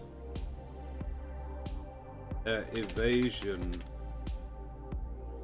bonus from movement every turn they don't fire their weapon.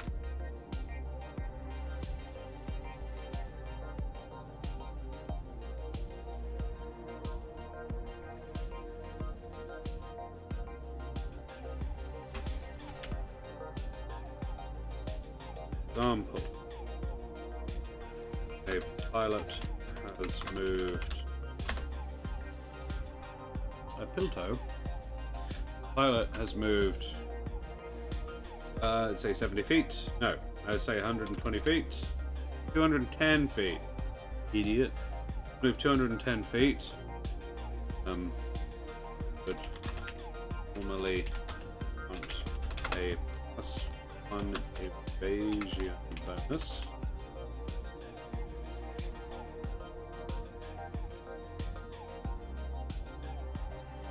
And has not fired any weapon.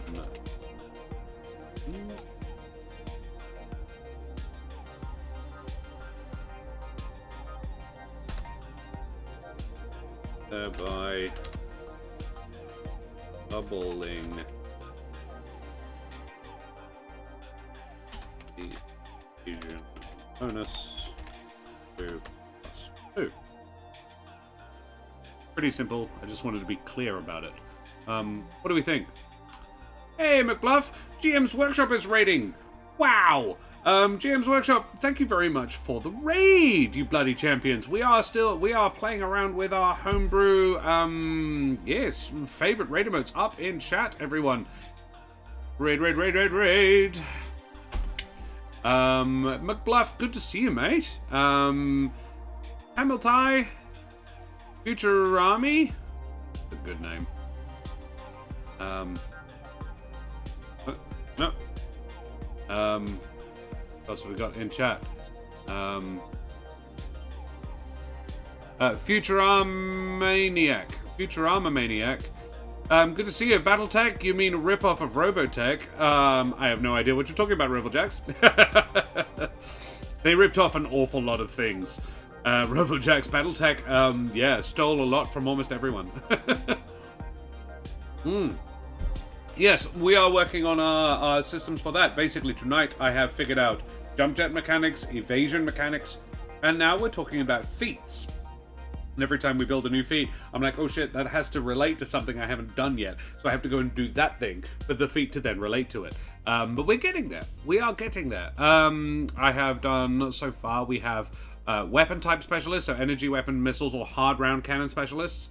The pilot's gaining +2 to all shots fired with this particular weapon type, regardless of size, which I think makes sense. I know, I want to see Veritex in Battletech again. Ooh, what's a Veritex again in its retro sleek glory? Veritex.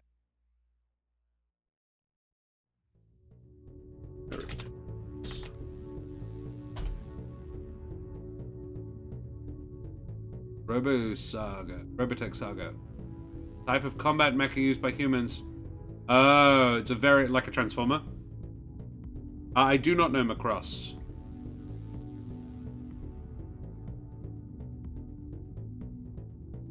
It looks a little bit like Starscream. James Workshop. Gotta work, but have an awesome stream. Yes, I am having an awesome stream, Rackham. Thank you very much, you bloody champion. Looking forward to having you on board for the International Talk Like a Pirate Day. We will be having that on the 19th of September, and Rackham will be joining us for a Call of Cthulhu game. Very exciting. Run by our very own Jack O'Brien of Jack Squarepeg. Twitch.tv/Jack Squarepeg. GM's Workshop, thank you so much for the raid. Take care of yourself and see you again soon, mate. Let's have a shout out at GM's Workshop. For those of you who don't know him, GM's Workshop is a fantastic legend. Asthix, thank you very much. Hello, greetings. I love your little cat emote there. It's adorable. Yeah, how was your game? What were you doing? Nice. In Battletech, they're called Land Air Mechs or Lambs. Oh, okay, cool. Yeah. I'm with you. Yeah, and they can presumably switch from being a plane to being a mech. I have not encountered them in my journeys through the Battletech universe thus far, Riverjacks. Hype. Yes, please, people who are watching before, go and check out GM's Workshop. Smash that follow button, because Rackham produces some awesome content. So yeah, we've got weapon type class, mech class specialists, defensive warrior, which I think is kind of cool. Pilot adds their proficiency bonus to their evasion score if they have not gained any evasion points from movement this turn, which will make a lot more sense if you understood any of the things I've done so far. They also have a +2 to evasion from melee attacks. Melee and death from above attacks. I think that makes sense. Lol, I thought that was called a transformer. It does look rather like, yeah, the picture in the thing here, that looks rather like Starscream to me. As does that, to be honest. Kaboom, boom, cack. Yeah, that just looks like Starscream. A Veritech fighter. Yeah, it does. It looks very like a transformer. Now let me see if I can. There you go. Does that not look just like a transformer? Veritech fighter. Yeah, now you're starting to get into the Valkyrie Battleoid.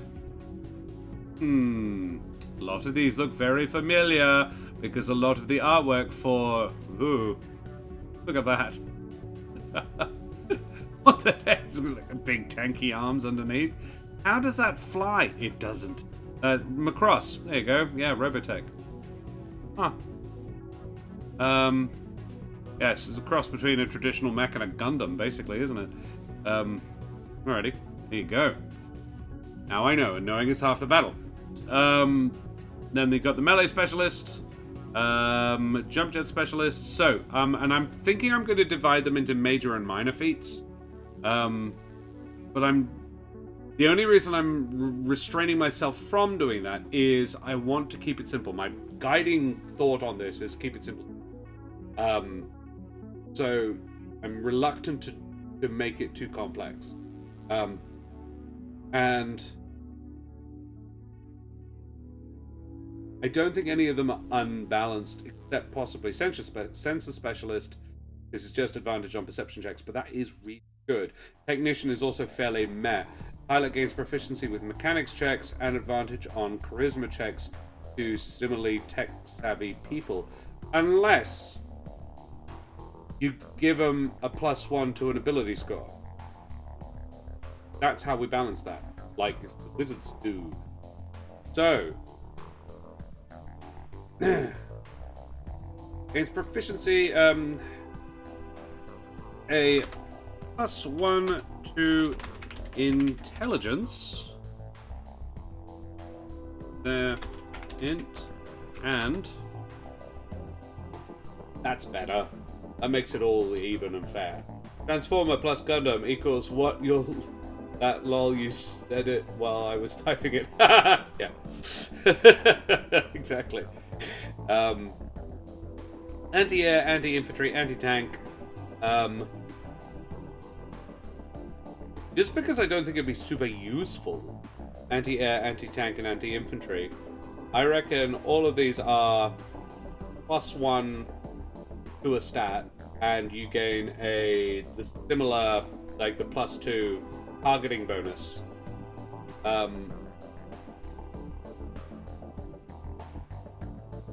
Moving targets.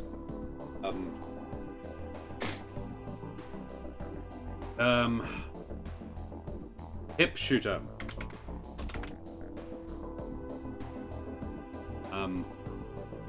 That shooting from the hip is more like shooting while you're moving, isn't it, really? What is, like, sharpshooter? Let's call it sharpshooter. Is hitting things that are moving, rather than moving while hitting things. The pilot...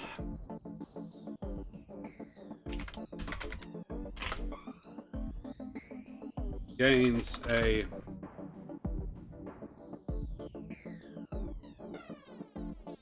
+2 to hit bonus against targets that have an evasion bonus from movement of any kind. Jump, jet, or loco. Apologies, my typing speed is very slow. I think that's pretty good because a lot of people are going to be trying for that evasion bonus. And if you manage to get a +1 to your evasion, this person gets a +2 to hit you, making him actually better at hitting you than if you were standing still.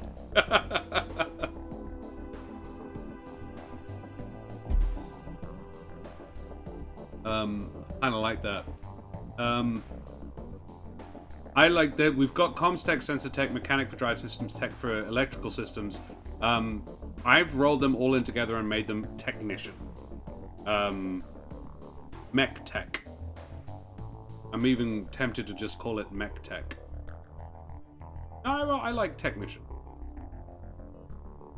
Comms tech is the only one that I haven't really covered. The sensor tech is covered in sensor specialist. The pilot has advantage on perception checks whilst piloting a mech that has sensors, but most mechs do. In fact, all mechs do. All mechs that are piloting a military grade,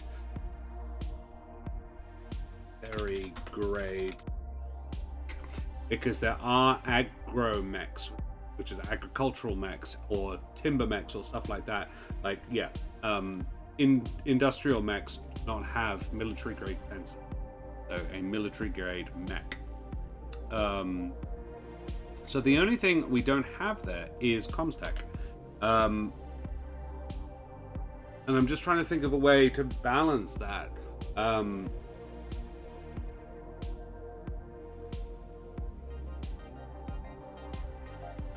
I almost want to be like it's a minor bard skill.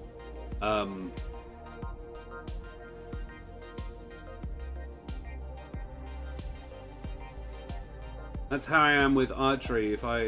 If the target is sitting still, I have issues hitting it. If the target is moving, it's easier for me to hit the target. Really? There you go.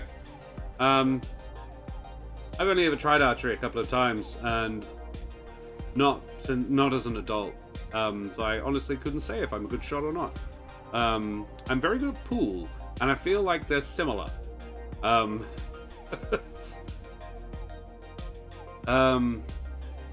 So anti-air, anti-tank, and anti-infantry.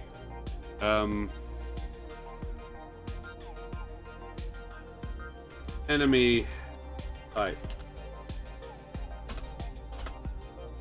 specialist.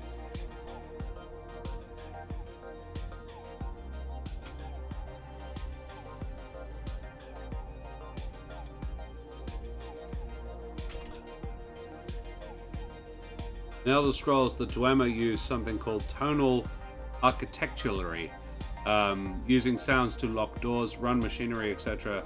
Maybe something for a bard class? Ooh. Yeah. Comstech could be bard class specific. Bard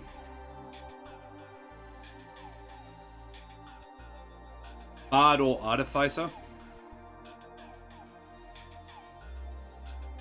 Ooh.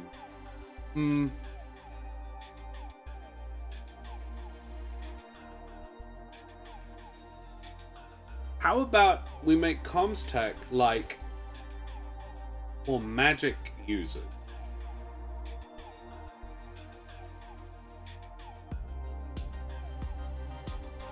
Must have spellcasting.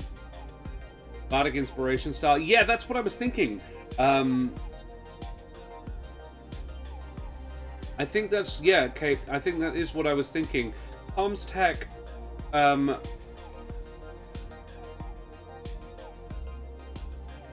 I kind of want to say, I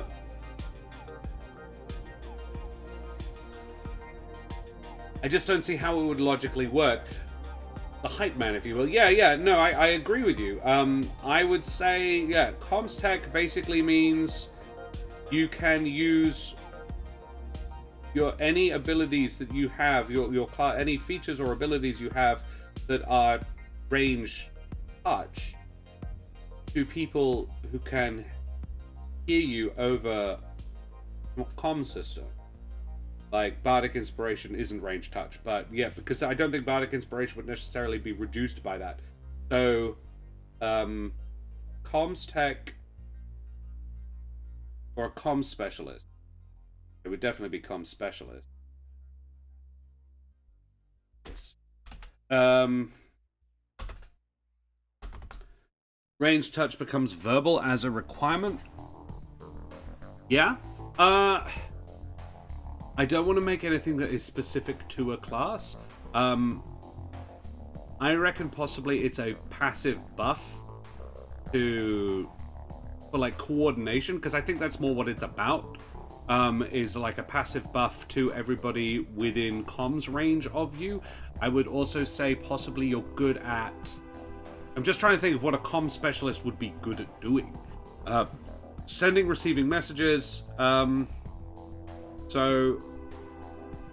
Ooh, how about... They can...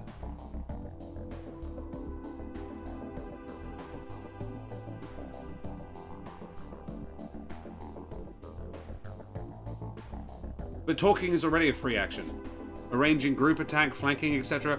Yeah, that's a good idea. I like that. Comm specialist. Yeah.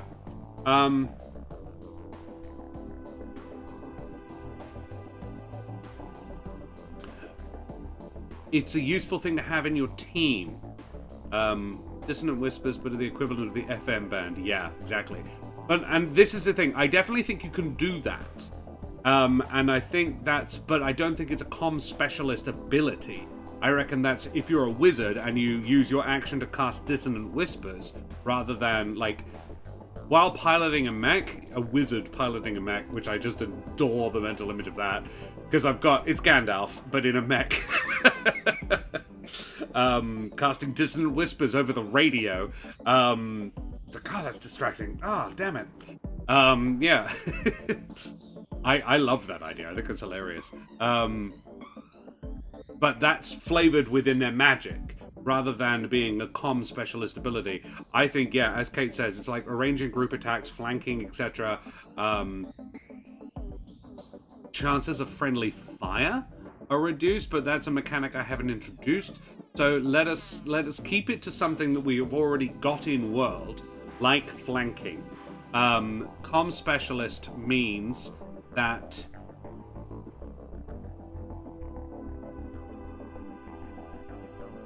okay. The pilot has training in coordinating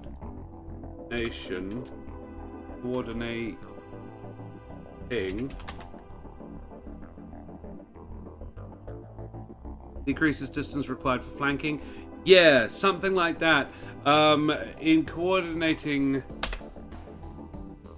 teams of mechs.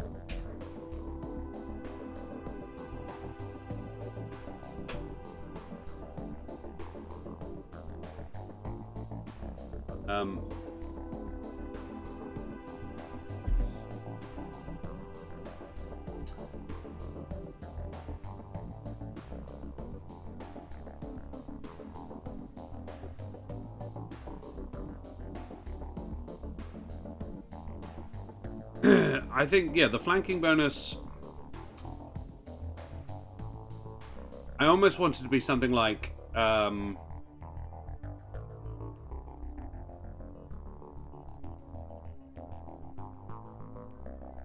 about it's, pack tactics?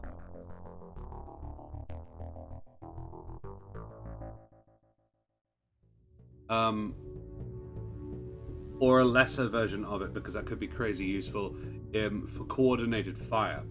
Coordinating the actions of teams of mech.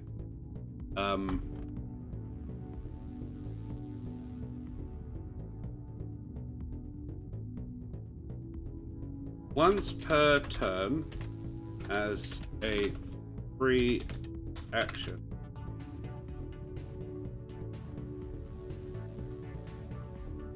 The pilot may designate a target mech, an enemy mech, an enemy target, could be a building or something else. What if comm specialists at higher levels can take control over allied mechs if the pilot is incapacitated? Ooh, very cool. I would almost say a remote. That's, yeah, almost something different.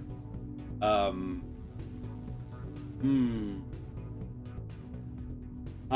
like it. I do like it.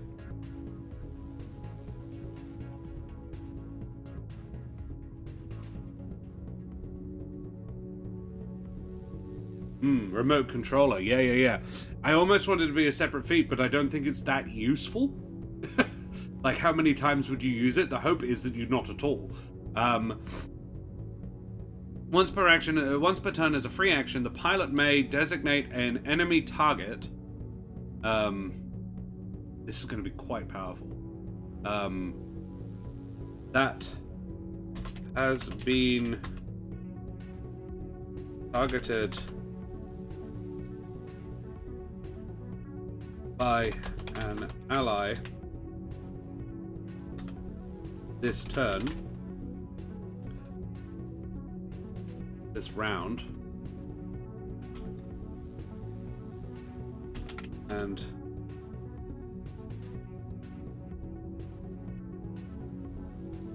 call in additional support on it,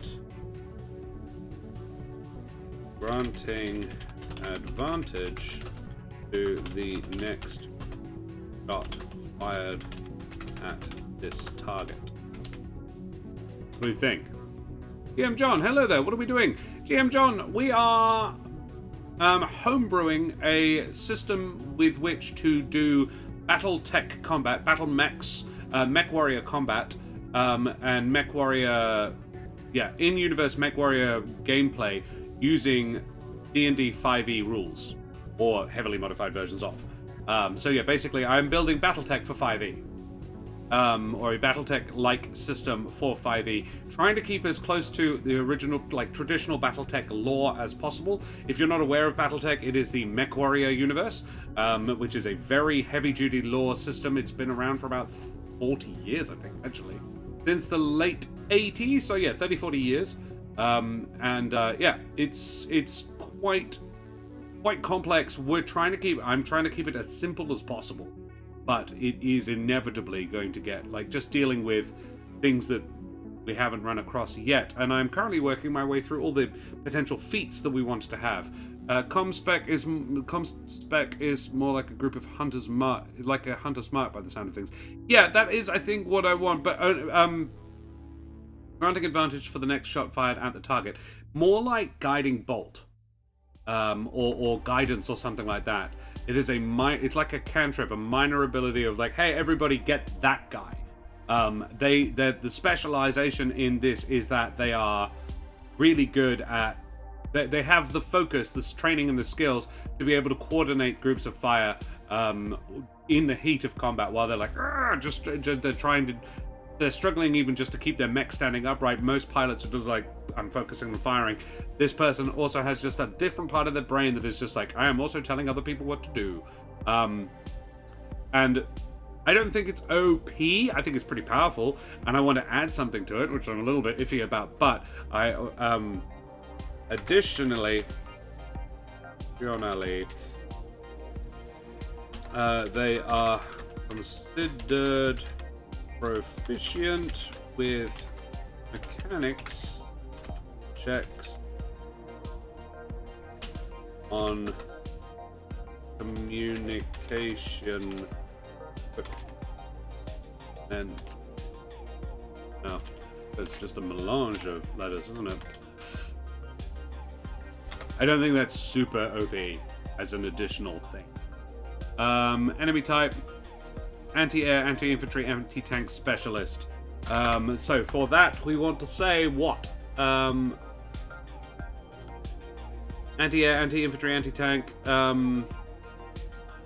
Similar bonus to hit as with the weapon. So it's saying a +2 bonus to hit units of that type. The pilot has a +2, like archery, you know, like as this is a fighting style almost. Bonus to hit targets the designated type. I also think because it just wouldn't be super useful, we also give them a +1 in a stat.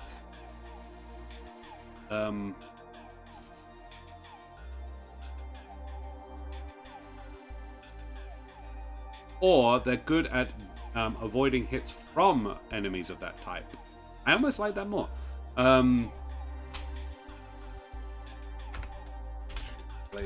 When targeted by enemies of type, the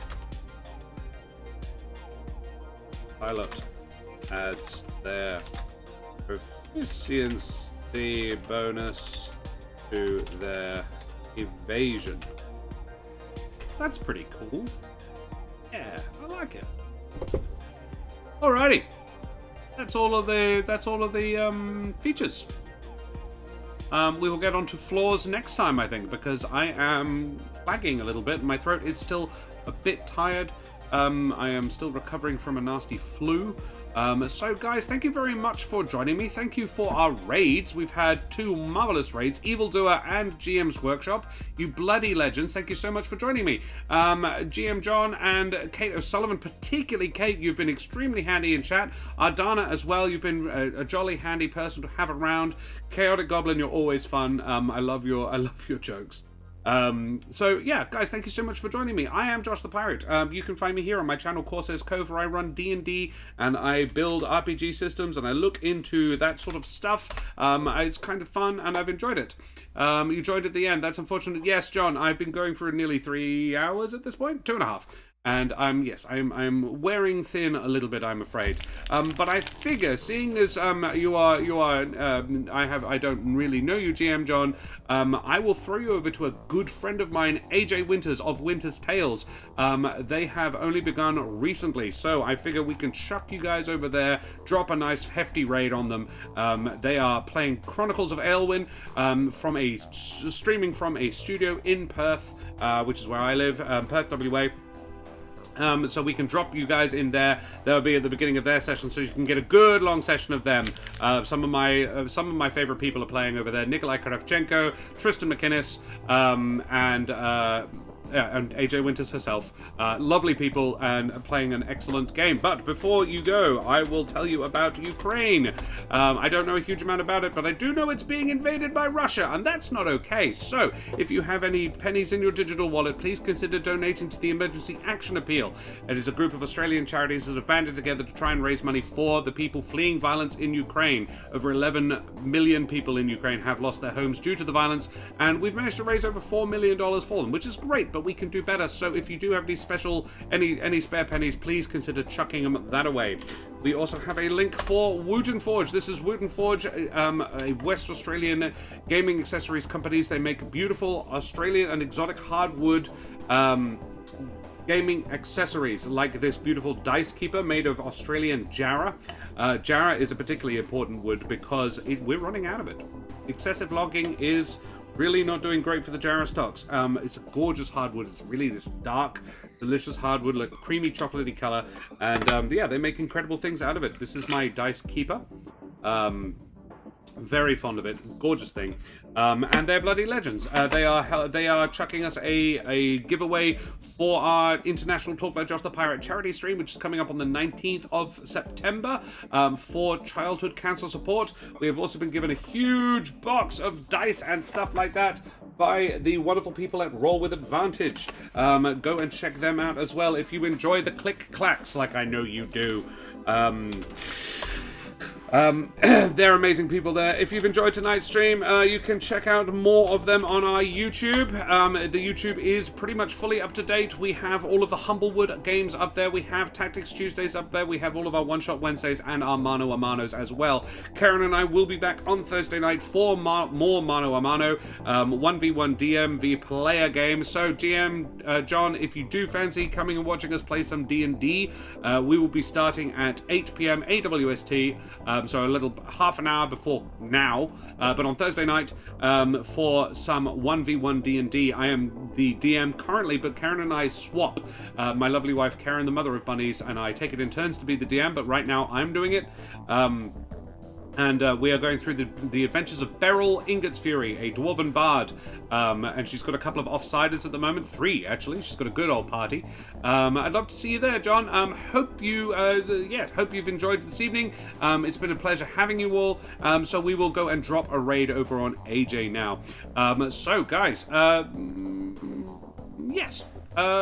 Thanks very much for joining me, and I will see you again soon. Say goodbye, everybody. Bye.